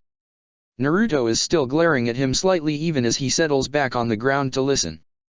The final stages of the Chunin exams are in 1 month, which gives us 29.5 days to prepare as much as we can. Kakashi continues. The kids nod. Why that day? Asks Sakura. Several different reasons, but the main one being that nearly all Konoha ninja will be inside the village walls to both watch the tournament and protect against the threat of the other visiting nations. It will mean that when we run, we only really have to worry about pursuit from behind us. The kids nod again. Of course it may bite us in the long run, because it also means the other villages will learn faster that the Leaf's Jinchuriki and the last Sane Uchiha are effectively free game. It'll put a target on our back earlier than I'd like, but I think the advantage is worth it overall. He doesn't really know why he's talking them through all this, but he supposes that it's their lives that he's gambling with in this bet, so they deserve at least to know his thought process. We trust you, sensei. Naruto says with a bright smile, apparently forgetting that only a minute ago they were shouting at each other. Kakashi wonders if it's ever going to stop feeling like he's been eviscerated when the boy says things like that so easily, like they are true and Kakashi deserves to hear them. Sakura is twisting her hair around and around her finger, a contemplative look in her eye. Sakura. He prompts, refusing to continue the trend of ignoring the girl and quickly realizing from the experiences of the past couple days that he'd be handicapping himself to do so anyway. She tilts her head thoughtfully and then asks all of the Leaf's ninjas come back to the village during the Chunin exam because the other nations being here is seen as a security risk, right? The Hokage feels that they'll use the fact that they are inside the village walls to attack. Kakashi inclines his head. Sakura releases her fingers from her hair and says, a mean little smile twisting across her lips like a snake, what if we made it seem like those fears had come true then? To cover our tracks. It could start a war, Kakashi says dryly, but his mind is already running ahead, cataloging weak points in the village's defenses, considering critical infrastructures, weighing how to maximize chaos and minimize casualties. He's not a strategist like Minato was or Obito could have been. He was always more alike with Kushina, violence in a thin human skin. But predators can still plan, can still hunt. It wouldn't start a war if we made it obvious enough that it was us who had done it. Argues Sakura, unaware that Kakashi has already been sold on the idea. We sow confusion, make them think that some foreign power is attacking, and by the time the smoke clears and they realize it's us, we'll be gone and the message that we intend to stay gone for good will be loud and clear. A final fuck you, Naruto says with a nearly bittersweet smile. A first fuck you more like. Sasuke contradicts him with a bloody light in his eye. Some part of Kakashi wonders if he should be correcting the Genin's language, and then he remembers that they are planning what is basically a terrorist attack and decides that in the grand scheme of things, the cursing is probably not so important. Out loud he says, well then, we have plans to make and curse marks to disrupt and tailed beasts to ignore. Here are the plans for the coming days. I'm going to give all three of you some very important assignments. Some of them will be to help us prepare as a team, things that need completing for us to pull this thing off. Some will be to make it so individually you can grow strong enough in your weak areas that you won't be at risk of slowing us down or putting us in danger. We'll talk more about what those look like tonight. The genin listen intently. Also, he says like it's an afterthought and not something he decided on last night in all his tossing and turning, you three should stay here. There are plenty of spare rooms and we need to build team cohesion significantly. Cohabitation is one of the most effective ways to do that. Plus it keeps us away from the village so Sasuke doesn't lose his patience and try to kill someone, adds Sakura. Sasuke just shrugs like it's a fair point. Kakashi sighs. Yes please, no murdering anyone. No acting suspiciously in general if you can manage. That means wearing your damn headbands proudly and if you have to, singing the Hokage's praises. He looks pointedly at Sasuke.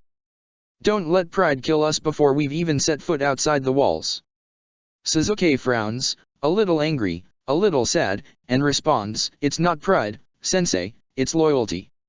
Ouch. Right well, maybe just, keep your loyalty to yourself as much as possible or they'll figure us out and drag us all to torture and interrogation. From what I've seen, the difference between pride and loyalty don't matter in those walls. They don't last long enough to. Fine. Sasuke concedes, looking a bit frustrated but thankfully listening. Spend the rest of this afternoon packing whatever you'll need from your homes. I'll go grab some groceries while you all are gone and then this evening we'll meet back here, have a few team exercises, make dinner, and start planning. The kids voice their various agreements and move to comply. 29 days, Kakashi thinks, watching the still somewhat nervous way that Sakura moves to walk alongside her teammates and the exhausted hunch to Sasuke's shoulders as the curse mark wears on him even now. Naruto is talking animatedly, arms waving as he describes something or other and Kakashi can barely conflate the cheerful boy with the snarling whirlwind of hate that had spoken from his form in his stead. So much to do, so little time to do it, and absolutely no room for misstep. It's fine though. Kakashi is a genius. He can make this work. Probably. Chapter 4, Hold the Line. Sasuke sits at the long bar counter in the Haytake kitchen and watches steam curl from the cup of matcha in front of him. It's early, the sun isn't even up yet. Team 7 is though. Sakura has been gone for nearly 2 hours, running through her stamina building exercises like she does every morning. The routine that Kakashi laid out for her is fairly brutal. Naruto is also not around. Sometimes he stays at the compound to carry out his meditations in the mornings but more often than not, he takes up residence on the Hokage mountain. It had worried them at first, that he still felt drawn there, but after some careful questions Kakashi had been able to pull from the blonde that it was a way of further distancing himself from his former dream. Sasuke can still hear the thread of disgust that had curled through his counterpart's voice when he described the sick feeling, the dissonance, he experienced while he sat at the monument.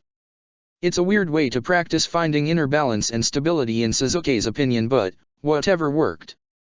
The four of them had been staying on the Haytake clan lands for nearly a week now and they are finally starting to fall into a routine.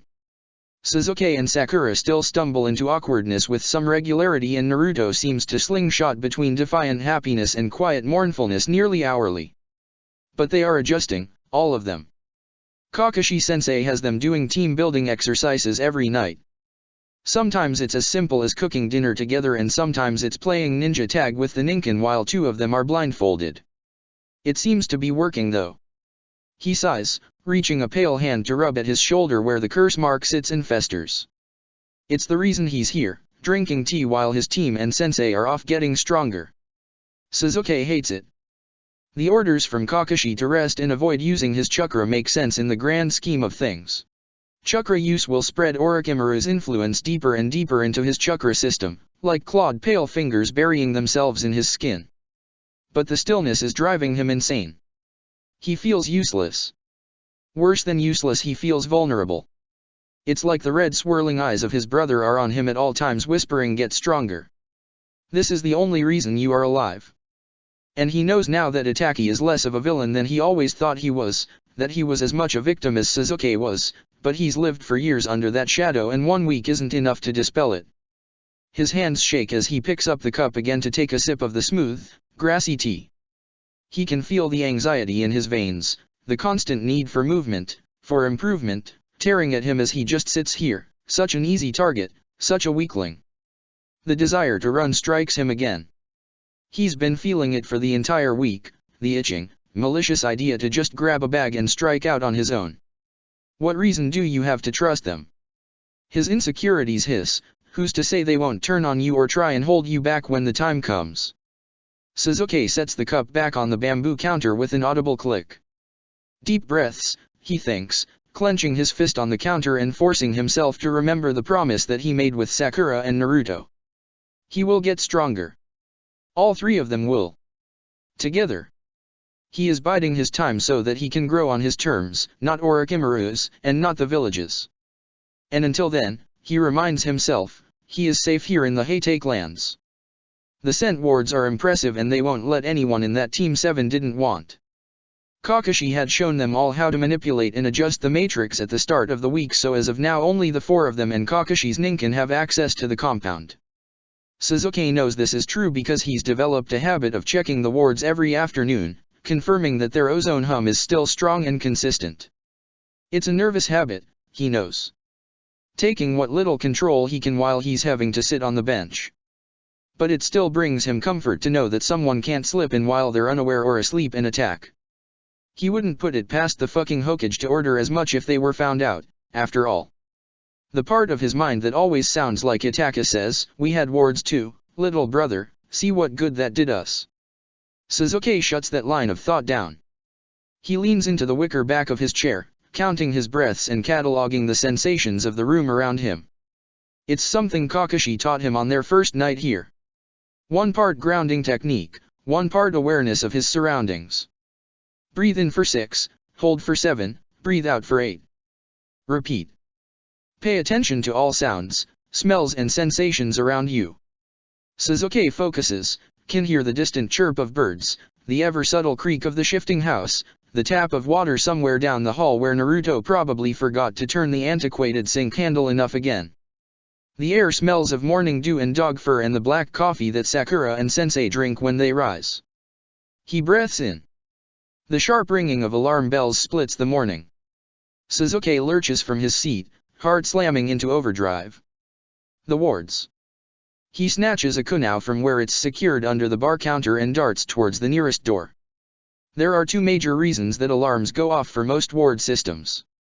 In a normal chakra ward, the alarms are only triggered when a person with unidentified chakra has attempted to pass through the barrier or when the ward itself has been damaged or disabled. In addition to the standard security measures, the Haytake wards also trigger whenever a person coded into their matrix passes through their boundary with particular scent markers indicating pain and distress above a reasonable level. None of the options are good. As Sasuke flings open the door, he is immediately greeted with the sight of Sakura reaching to open it herself. The pink-haired genin is teary-eyed and trembling. There is a red mark across the side of her face like she's been struck. The ward's dash Sasuke starts, but she cuts him off. It was me.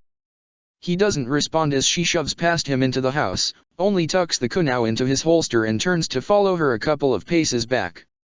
Sasuke runs his Sharingan across her form, ignoring the sickening pulse the curse mark gives as he uses his chakra.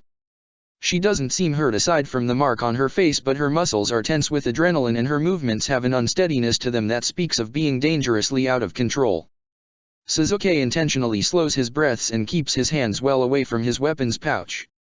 Sakura is his teammate and he could take her down fairly easily if needed, but he had it drilled into him like everyone else at the academy that there are few things more dangerous or unpredictable than an emotionally unstable ninja. His distress won't help in this situation and he might actually end up with a kunai to the throat if he's not careful. He'll wait for her to let him know what's going on, to tell him what she needs. Sakura leans for the kitchen, back rigid. Sasuke trails her at the edge of her shadow. He watches as she heads to the cupboards and grabs a glass. The pinkette moves to the sink to fill it with water. As she turns, holding the glass in her hands, Sasuke eyes her cautiously from the door. A moment passes and then with a snarl, Sakura hurls the glass of water at the nearest wall. Sasuke flinches, waiting for the explosion of glass shards on impact. It doesn't come. Instead, Kakashi, still only halfway through the kitchen window, holds the cup in his hand. Sasuke didn't even hear the window open. His sensei's Sharingan is uncovered, spinning slowly as he takes in the room at a glance. He either heard the alarms or has some other way of being informed that they went off apparently. Sasuke? The Jonin inquires, voice quiet and blank. No threats present, Sasuke responds immediately, understanding what his sensei is asking. His own Sharingan can easily pinpoint the dangerous slowness of the Jonin's breaths, the deadly calm in his gaze, the falsely relaxed state of his muscles. They've seen it a couple of times now, this measured preparedness for violence, in Wave, on that first night during the thunderstorm, then again when Kurama appeared. Kakashi seems less man and more predator in such moments. The silver-haired Jonin drops from the windowsill and moves to set the now empty glass of water on the sill next to him. His feet don't make even a whisper of sound on the now wet floor. He turns back to them, lifting a hand to move his hitayate back into place over his eye and then raising his exposed eyebrow in a silent question. It's a common Kakashi facial expression, the care to explain this nonsense look he gives the three of them so often, but this version still has that cold sharp edge to it. It probably should make Sasuke nervous. It doesn't. So. Their sensei prompts, watching Sakura carefully. The pink-haired genin still stands by the sink, now staring down at the floor with her trembling fists by her sides. Sasuke sees the moment that Kakashi recognizes the red mark on her cheek for what it is and his eyes go several degrees colder and more deadly. Who? He asks. Sakura is silent for a few moments longer. My dad. She finally says, and then, I broke his arm for it. Sasuke sucks in a breath and some of the coldness is replaced in Kakashi's eyes with surprise. Surprise and a flash of pride. Well, that complicates some things, is what he says, and then awkwardly, do you want to talk about it? He and Mom were mad about not staying at home and how much I've been training. We fought. I yelled and he got in my space. I told him that he'd better back off or he'd regret it. He slapped me. He regretted it. Kakashi nods like this makes perfect sense. Sasuke asks without really thinking about it, did you mean to? Sakura spins to him with a snarl, he attacked me. He deserved it. But did you mean to? No. She explodes and promptly bursts into tears. Sasuke takes an awkward step toward her but Kakashi is already there pulling her into a hug. Sakura slams her fists against his chest as she sobs. The Jonin flinches at the blows. Sakura has been getting stronger and the hits probably hurt, but he doesn't let go. Finally, after a few moments, her breathing slows and she slumps in Kakashi's arms. Mom told me never to come back. Sasuke can just make out her words from where her face is still pressed against Kakashi's flak jacket. You don't need them, Kakashi tells her gently. No, but apparently they don't need me either and that hurts a lot, whispers Sakura. Oh, thinks Sasuke, her family may not be dead like his and Naruto's, and he thinks Kakashi's, but in some ways this may be worse. He had never cared much about Sakura. The way she fawned over him made him uncomfortable and her cruelty towards Naruto always sparked something hot and serrated in him. But this week has been different. There are still moments where she looks at him and he can practically feel the pedestal being built under his feet, but they are growing fewer and farther between. She's working hard and is determinedly intentional about every interaction she has with Naruto and him both, measuring each word like the flight path of a tricky kunai throw. Honestly, in the brief moments when she's not considering every action through a film of guilt or treating him like he's perfect or slipping into that sweet perfect girl skin that sets his teeth on edge, she's really fucking cool. She's still too careful around them to see those moments often. But sometimes in the morning when she's tired and annoyed and snarling at him to move over and share the damned sink, or at night when she and Naruto are doing their stretches together in the dojo and her laughter turns into snorts at his theatrical groaning, or when they all cook dinner together, stepping on each other's toes and arguing about seasoning and teasing Kakashi for wearing his mask even inside, he can see the flashes of someone he could be friends with.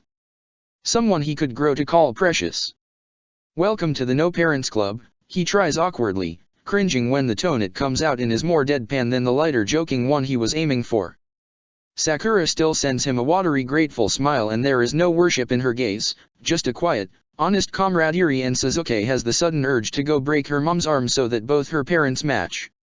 Huh, that's new. Elsewhere in the village, Naruto is walking back from his meditation practice. It's something that Kakashi has him doing, a bit of self-awareness and balance exercises, and more importantly, learning to shield and mask his chakra.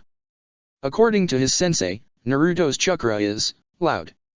Even without Kurama's energy bleeding in, Naruto's own is intense and very noticeable. Not the best for trying to vanish from the paranoid eyes of every major elemental nation.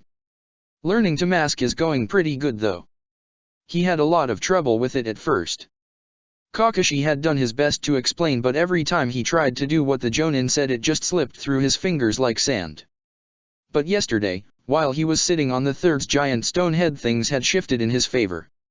He had been angry and frustrated and absolutely terrified that he was gonna be the reason all of them get caught when they run, cause he was too dumb to match the flow of his chakra to his environment like Kakashi had instructed. A familiar, warm voice had broken his spiral with a rumble of, "The wolf really doesn't know how to teach worth a damn, does he?" It was the first time Kurama has said so much as a word to him since he had taken over to bitch at Kakashi-sensei a week ago. Naruto had thought that maybe the fox was mad at him, or madder than normal at least. "Kurama," he replied ecstatically, the pain of sitting on solid stone for 2 hours forgotten. "Hi. Sorry that Kakashi was rude to you. I'm working on convincing him that you're cool, I promise." Kurama was silent for several long beats before speaking.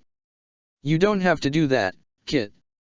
"Well duh," Naruto had shrugged, "but you are always there to help me out when shit gets rough, so I want him to not be an ass to you."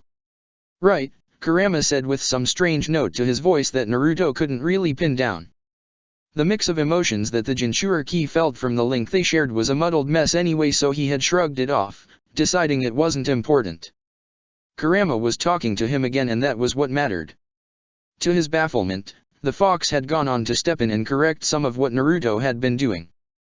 He was strict, and because he literally lived in Naruto's head, he could see the moment Naruto started getting distracted and would snarl and bark at him until he got back on track.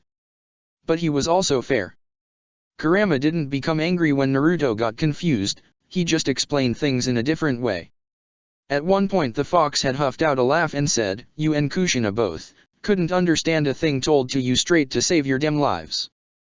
"That was my mom?"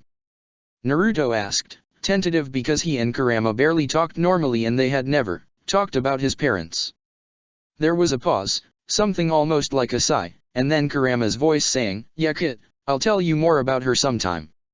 It's been like that for the past couple days, Kurama chipping in occasionally to redirect or explain things while Naruto is meditating, and then providing sparse but mostly benevolent commentary through the rest of his day as well.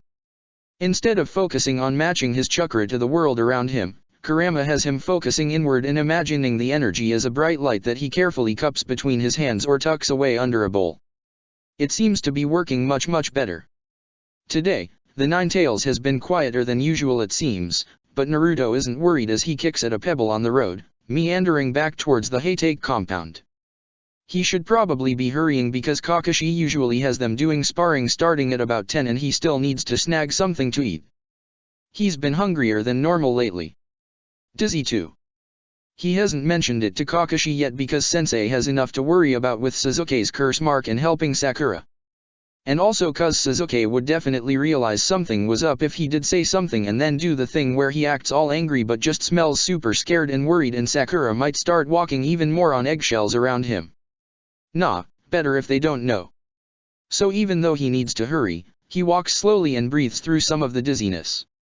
The hunger and unsteadiness are always the worst right after his meditations at the Hokage monument it seems. It's bad enough that if he tried to travel by roof right now he might fall off and break his nose. Definitely better to walk, he reasons. Besides, the day is warm and bright and the sun on Naruto's face seems to sink into his soul and warm something that's been slowly dying of frostbite. He won't tell his team this either, but he's terrified of leaving the village. The leaf was more than his home, it was his dream. Losing that has honestly sucked. He knows that it'll be okay eventually because the leaf is shit at its core, and if he had stayed and followed his dream, whatever life he lived in it would be shit too, and besides, now he has Sasuke and Kakashi and Sakura anyway to help him find a new dream. But it still really sucks right now. So he'll walk slowly, and he'll enjoy the sun and the peace and won't think about the weird unsteadiness that plagues his limbs or the hunger gnawing at his stomach or the empty glaring void where the idea of being Hokage once was. But life doesn't want to go his way today because as he's crossing a small bridge in the Lotus district of the village, an oily, rolling chuckle reaches his sharp ears. He stops. The sight of a tall, white-haired man, wearing a red haori and crouched on a ledge 12 feet in the air peering into the women's hot springs through a window is too strange to ignore. The tall stranger must sense Naruto standing behind him because he turns and raises one bushy white eyebrow. "Shit!" comes Kurama's rumbling voice. "You know him?" asks Naruto, glad as always that the fox is able to understand him without having to speak aloud. "Unfortunately all too well." Kurama hisses, real distaste in his voice. Before the Ninetales can elaborate, the white-haired ninja leaps off the roof he's been crouched on and lands in front of Naruto. The bridge trembles slightly under his impact. Naruto flinches. He's really tall. And Naruto doesn't like the way he smells, like sweat and sake and road dust. Plus there is something about the way he's looking at him, like Naruto is at once both a fascinating bug under a microscope and a ghost. "You're Minato's boy," says the strange ninja. Naruto narrows his eyes at the same time that Kurama growls, "Sage dammit, I was hoping he wouldn't recognize you." "Red huh?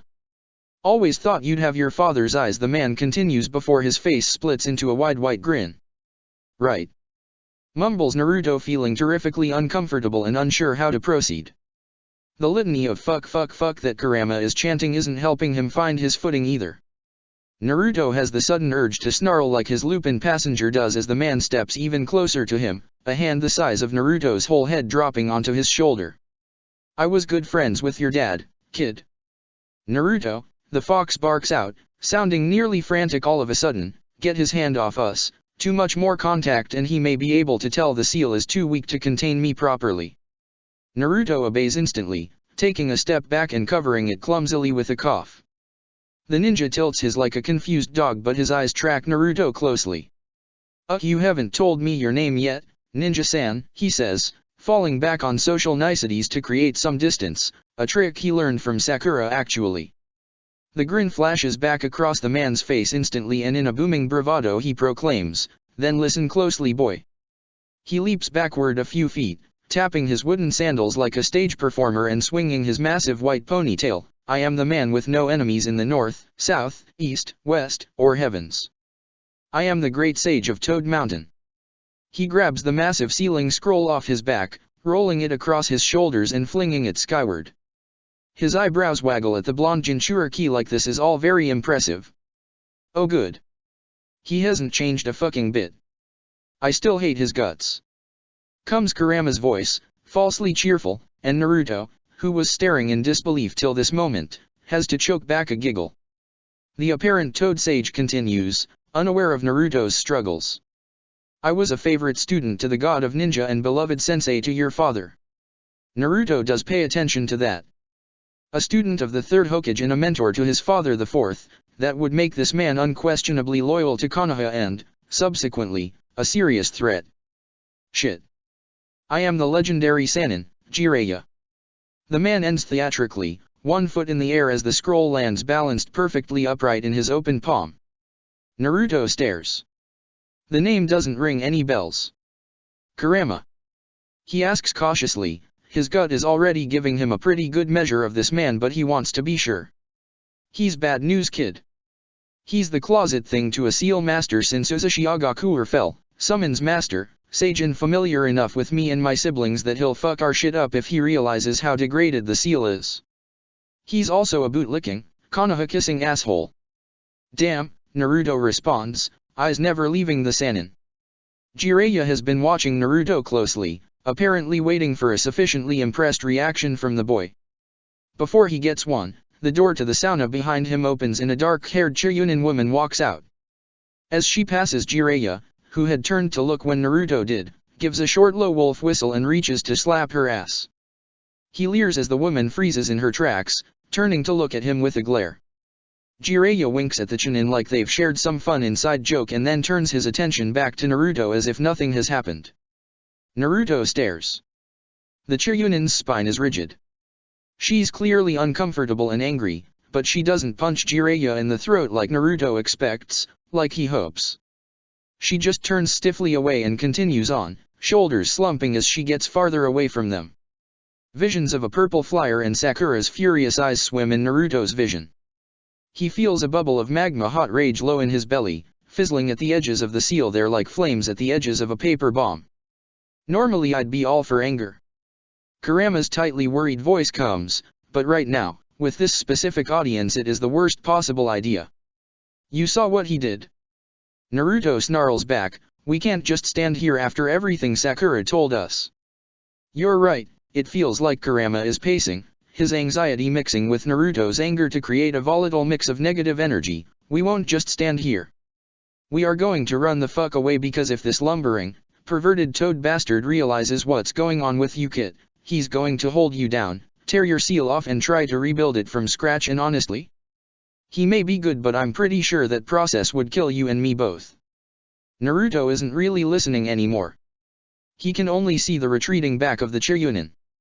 His vision swims again for a moment, the spiking pain of the seal making his head fuzzy, and for a moment, he swears the Chiryunin has pink hair. He takes a step forward, clawed fingers digging into his palms. Naruto. Kurama's roar feels like it shakes his very bones. Run now and live to break his sorry neck another day. The fox snarls. Think of this as shielding and information gathering practice. Escape this enemy and get the report back to Wolf. For some reason that works.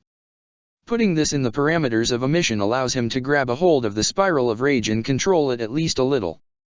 The dizziness clears from Naruto's head and the pain in the seal ebbs to breathable levels. He's about to just turn and bolt when he feels a spike of annoyance/fear/exasperation from Kurama and the fox's voice purrs from between his teeth. Nice meeting you Sanin-san. I've gotta meet up with my team soon.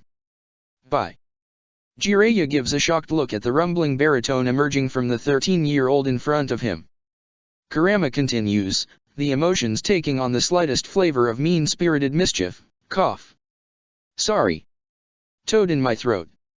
And then he lets Naruto turn and flee back towards the Hatake compound.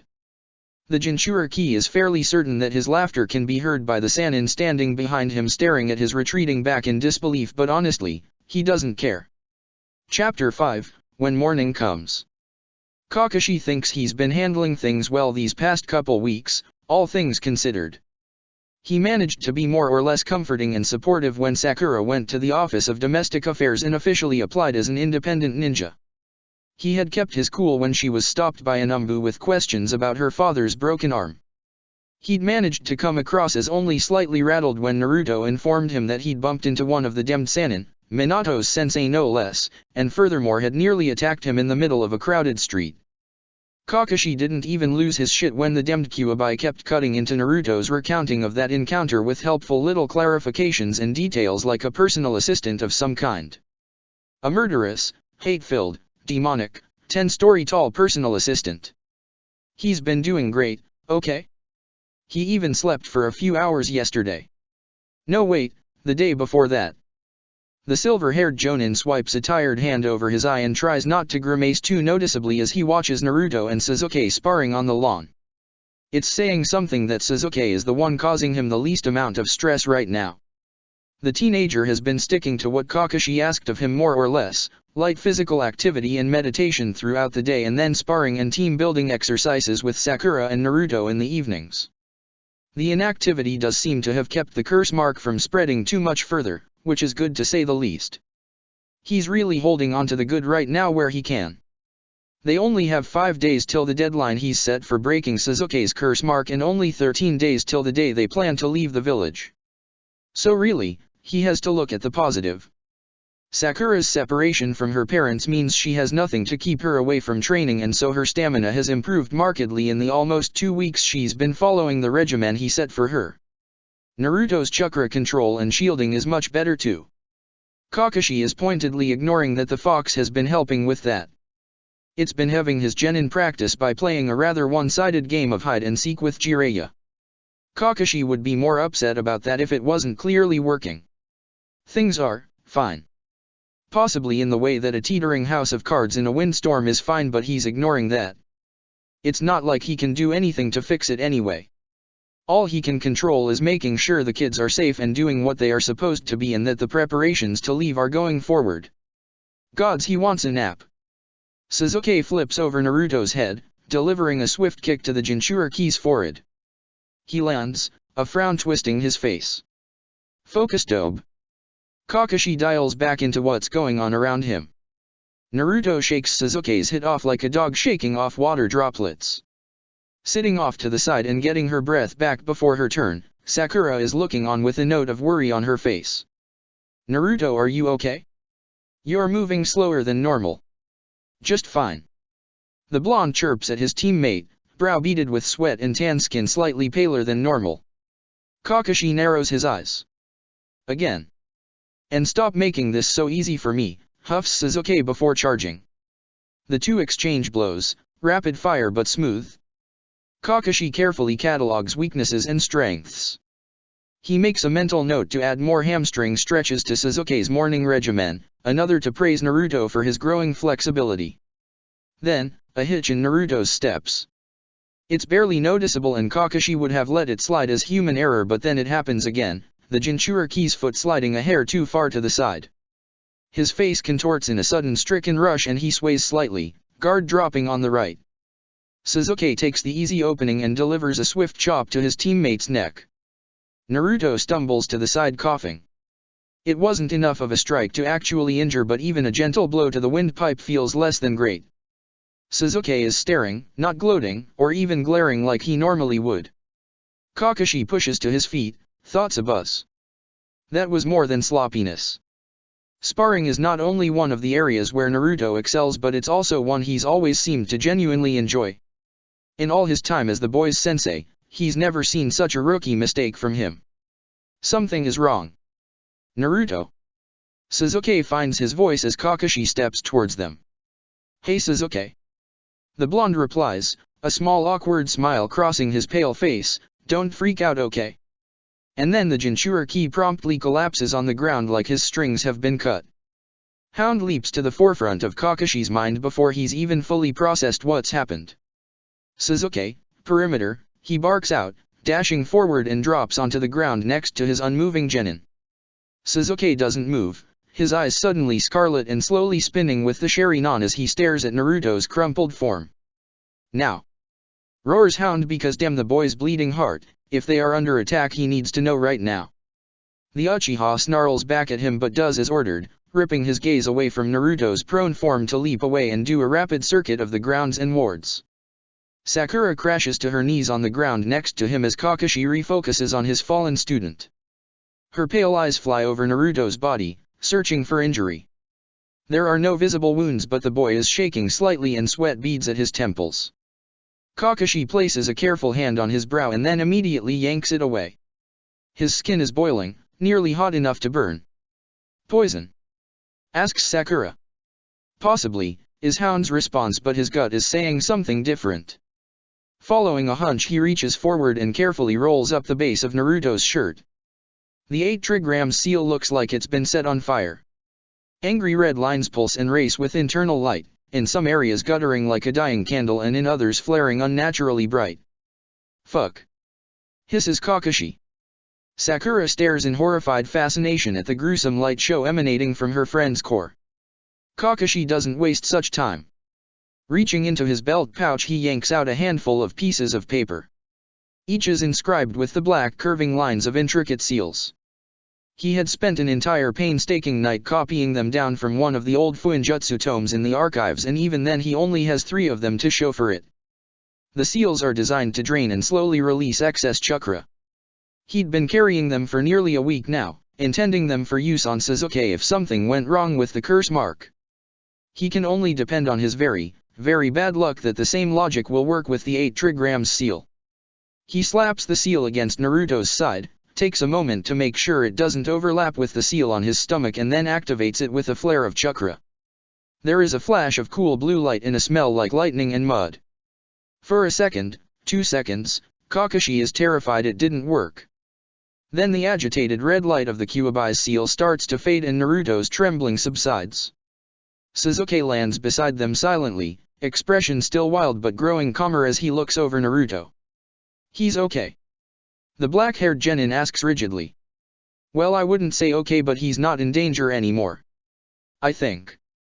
Kakashi should, as per usual, probably try and sound a little more assured, but he's too busy staring in concern at the way that Naruto's fading seal seems warped at the edges, twisted like wet ink left out in the rain. How long till he wakes up? Sakura asks, still crouched over Naruto like a worried mother hen.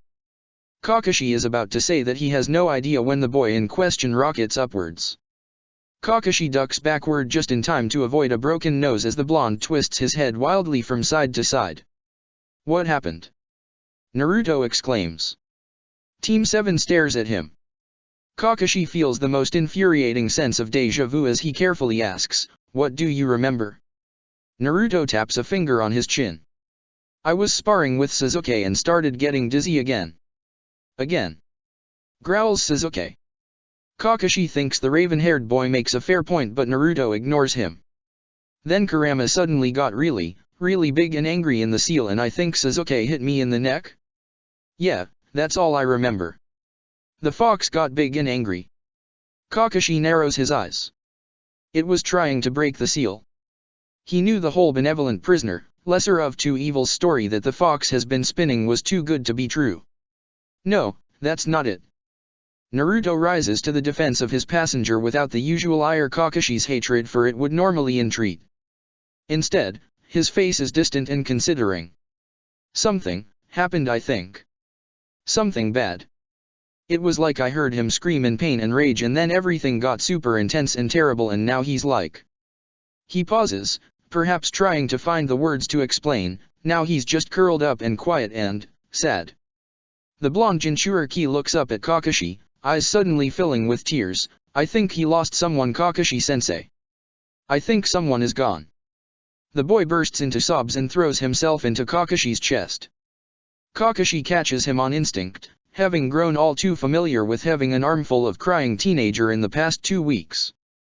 The smell of Naruto's pain, deep and echoing, is clear to Kakashi's sharp nose, and underneath it is the smell of the Kyuubi. Kakashi has noticed the Kyuubi before, the way its chakra's presence is marked by the smell of brimstone and storm wind and fox, but this time is different from every other time that he has sensed it. The scent of fiery anger is still strong, but more than anything, the fox smells sharply of pain. It is as if the world is falling down around its ears, like its legs have been snapped in a hunter's trap. Like he's lost something precious, murmurs Kakashi's traitorous mind.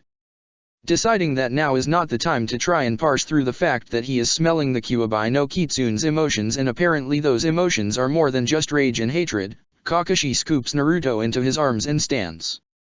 Sasuke, who has been staring helplessly at Naruto's distress, leaps to his feet as well, eyes free of the Sharingan again, but no less focused or intent for it.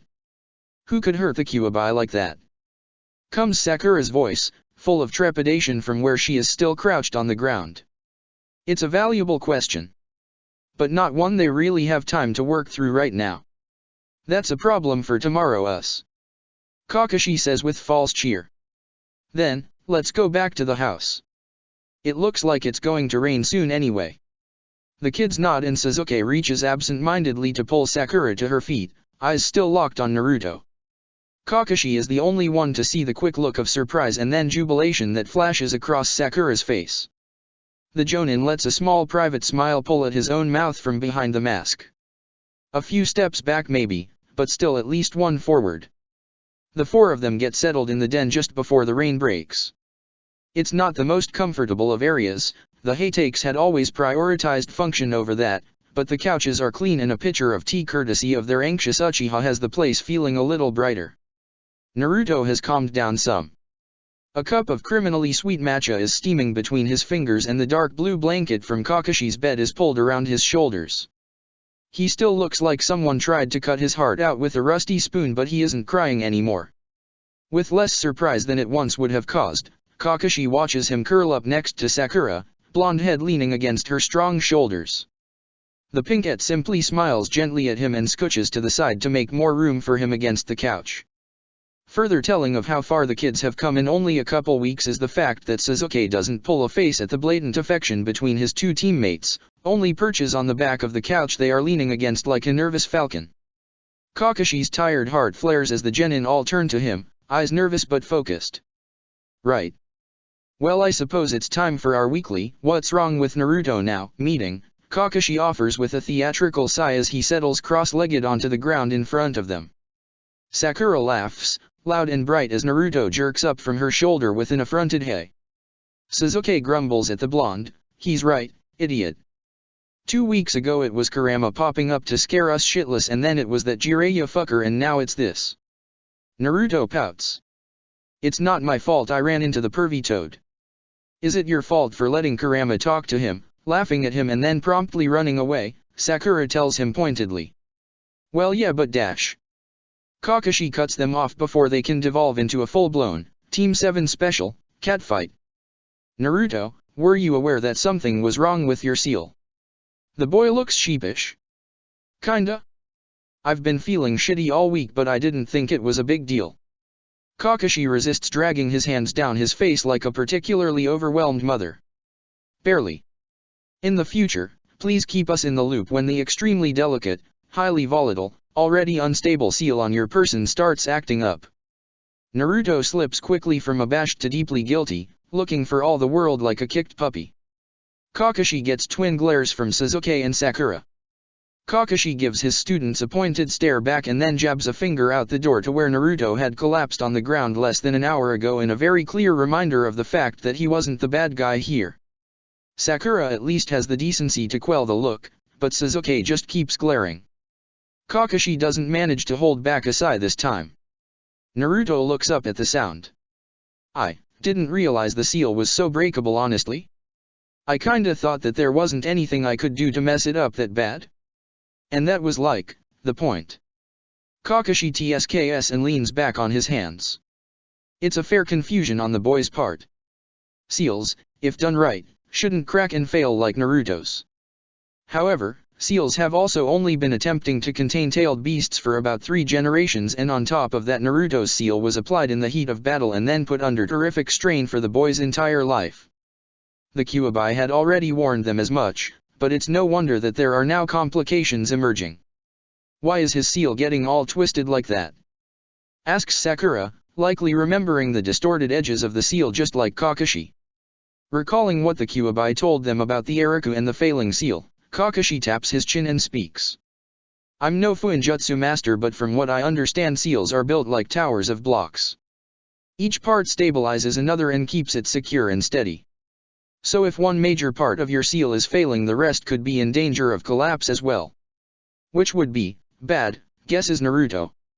Considering your seal is linked directly into your chakra system and is anchored in at least 8 major chakra coils, its failure would most likely kill you, Kakashi informs him blandly. And her Kurama, Sakura adds quietly. Kakashi almost flinches at the sound of another of his genin calling the fox by name, but he keeps control of his features. I don't understand what a lot of that means. Naruto pulls the blanket tighter around him, fingers white on the soft material. It'd be really bad, dope, Sasuke grumbles at him.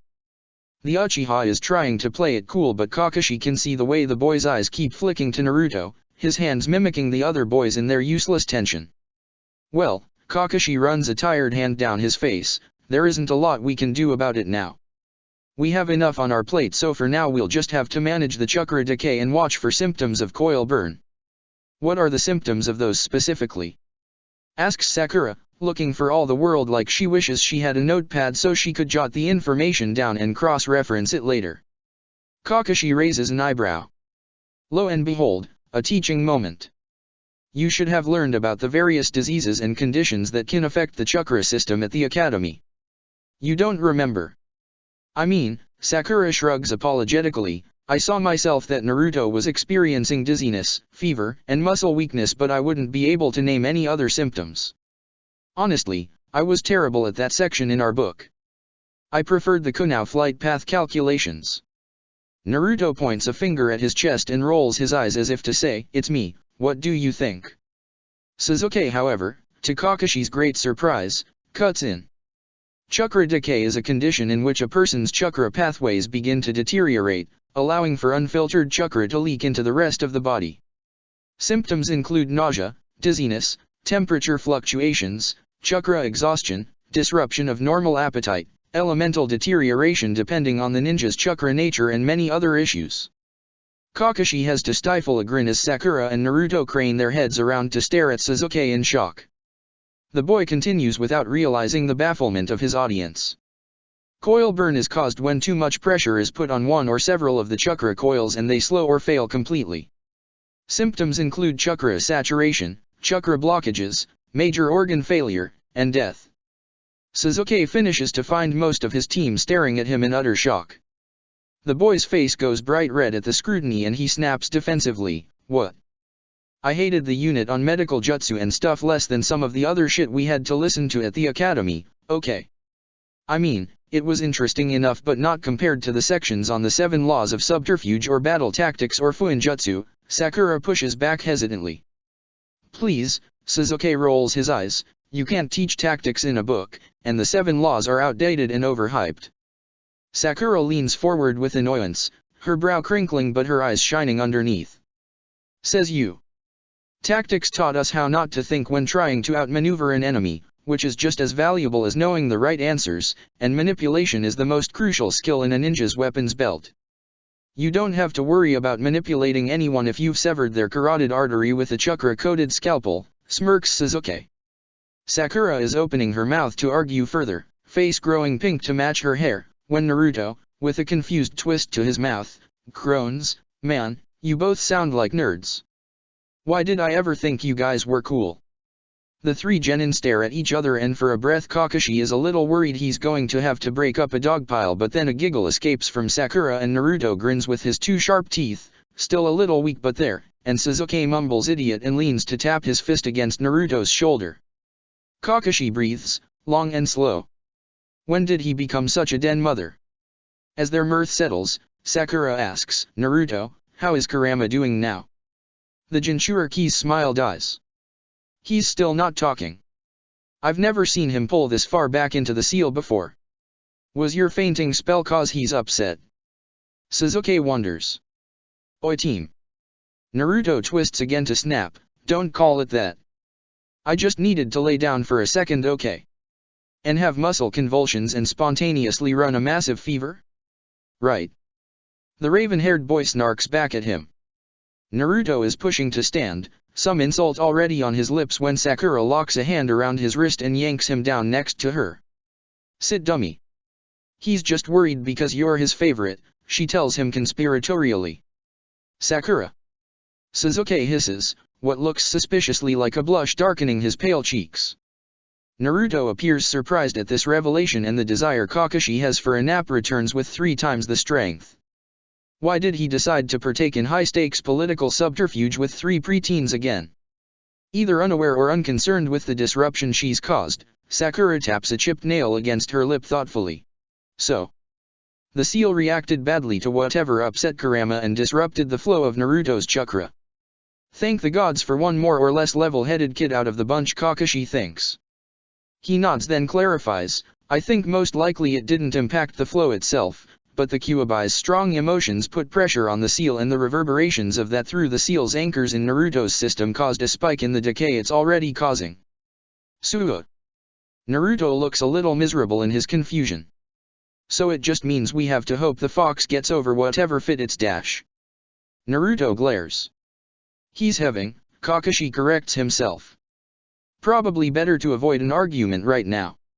And that we'll need to keep more of the chakra suppressor seals on hand. Sensei, I could help you make more. I've always been interested in fuinjutsu." Sakura offers brightly. Kakashi really wishes she could, but they are a bit too complicated for that, unfortunately. Sakura. One tiny mistake on one seal could severely damage Naruto's chakra network or blow up in our face the moment we try to activate it. Sakura wilts. Now it's Sasuke and Naruto's turn to glare at him apparently. Kakashi almost thinks he preferred when the kids were snapping at each other like territorial puppies. "We need to focus on Sasuke's curse mark right now anyway," he reminds them pointedly. "In a little less than a week I am going to be removing it and we still need to collect some critical pieces to do that right." The redirection, as real as it is, seems to have worked as all three pups perk up and start listening again. Sakura, Naruto, you two will swing down to the apothecary tomorrow and grab some of the sedative we need, okay? Be quiet about it as much as you are able because it will raise suspicions if anyone hears we are trying to remove the curse mark without assistance. Naruto shoots Kakashi a thumbs up and a grin promising, we'll be so low-key no one will even know we're there sensei, he promises. We'll be like the stealthiest Umbu. Like, straight up invisible. Kakashi stares at the boy mournfully, he's just jinxed what should be an easy little errand, he can feel it. Not me sensei. Sasuke asks and Kakashi can tell that the boy is trying not to pout. He's been cooped up for 2 weeks and, despite hiding it well, is going a bit stir-crazy. As the last bastion of what has come to pass as normal these 2 weeks, the Uchiha is going to have to stay stir-crazy a little longer for his sensei's sake. No Sasuke, Kakashi says brightly, running a mental tally on how many straws remain before the backbone of his sanity breaks, you are going to stay here and make sure that nothing world-ending happens while I take a fucking nap. 13 days and counting. If Kakashi can catch at least 3 hours of shut-eye and no more serious issues arise, he's beginning to think they can pull it off. Check the description for the links to the author.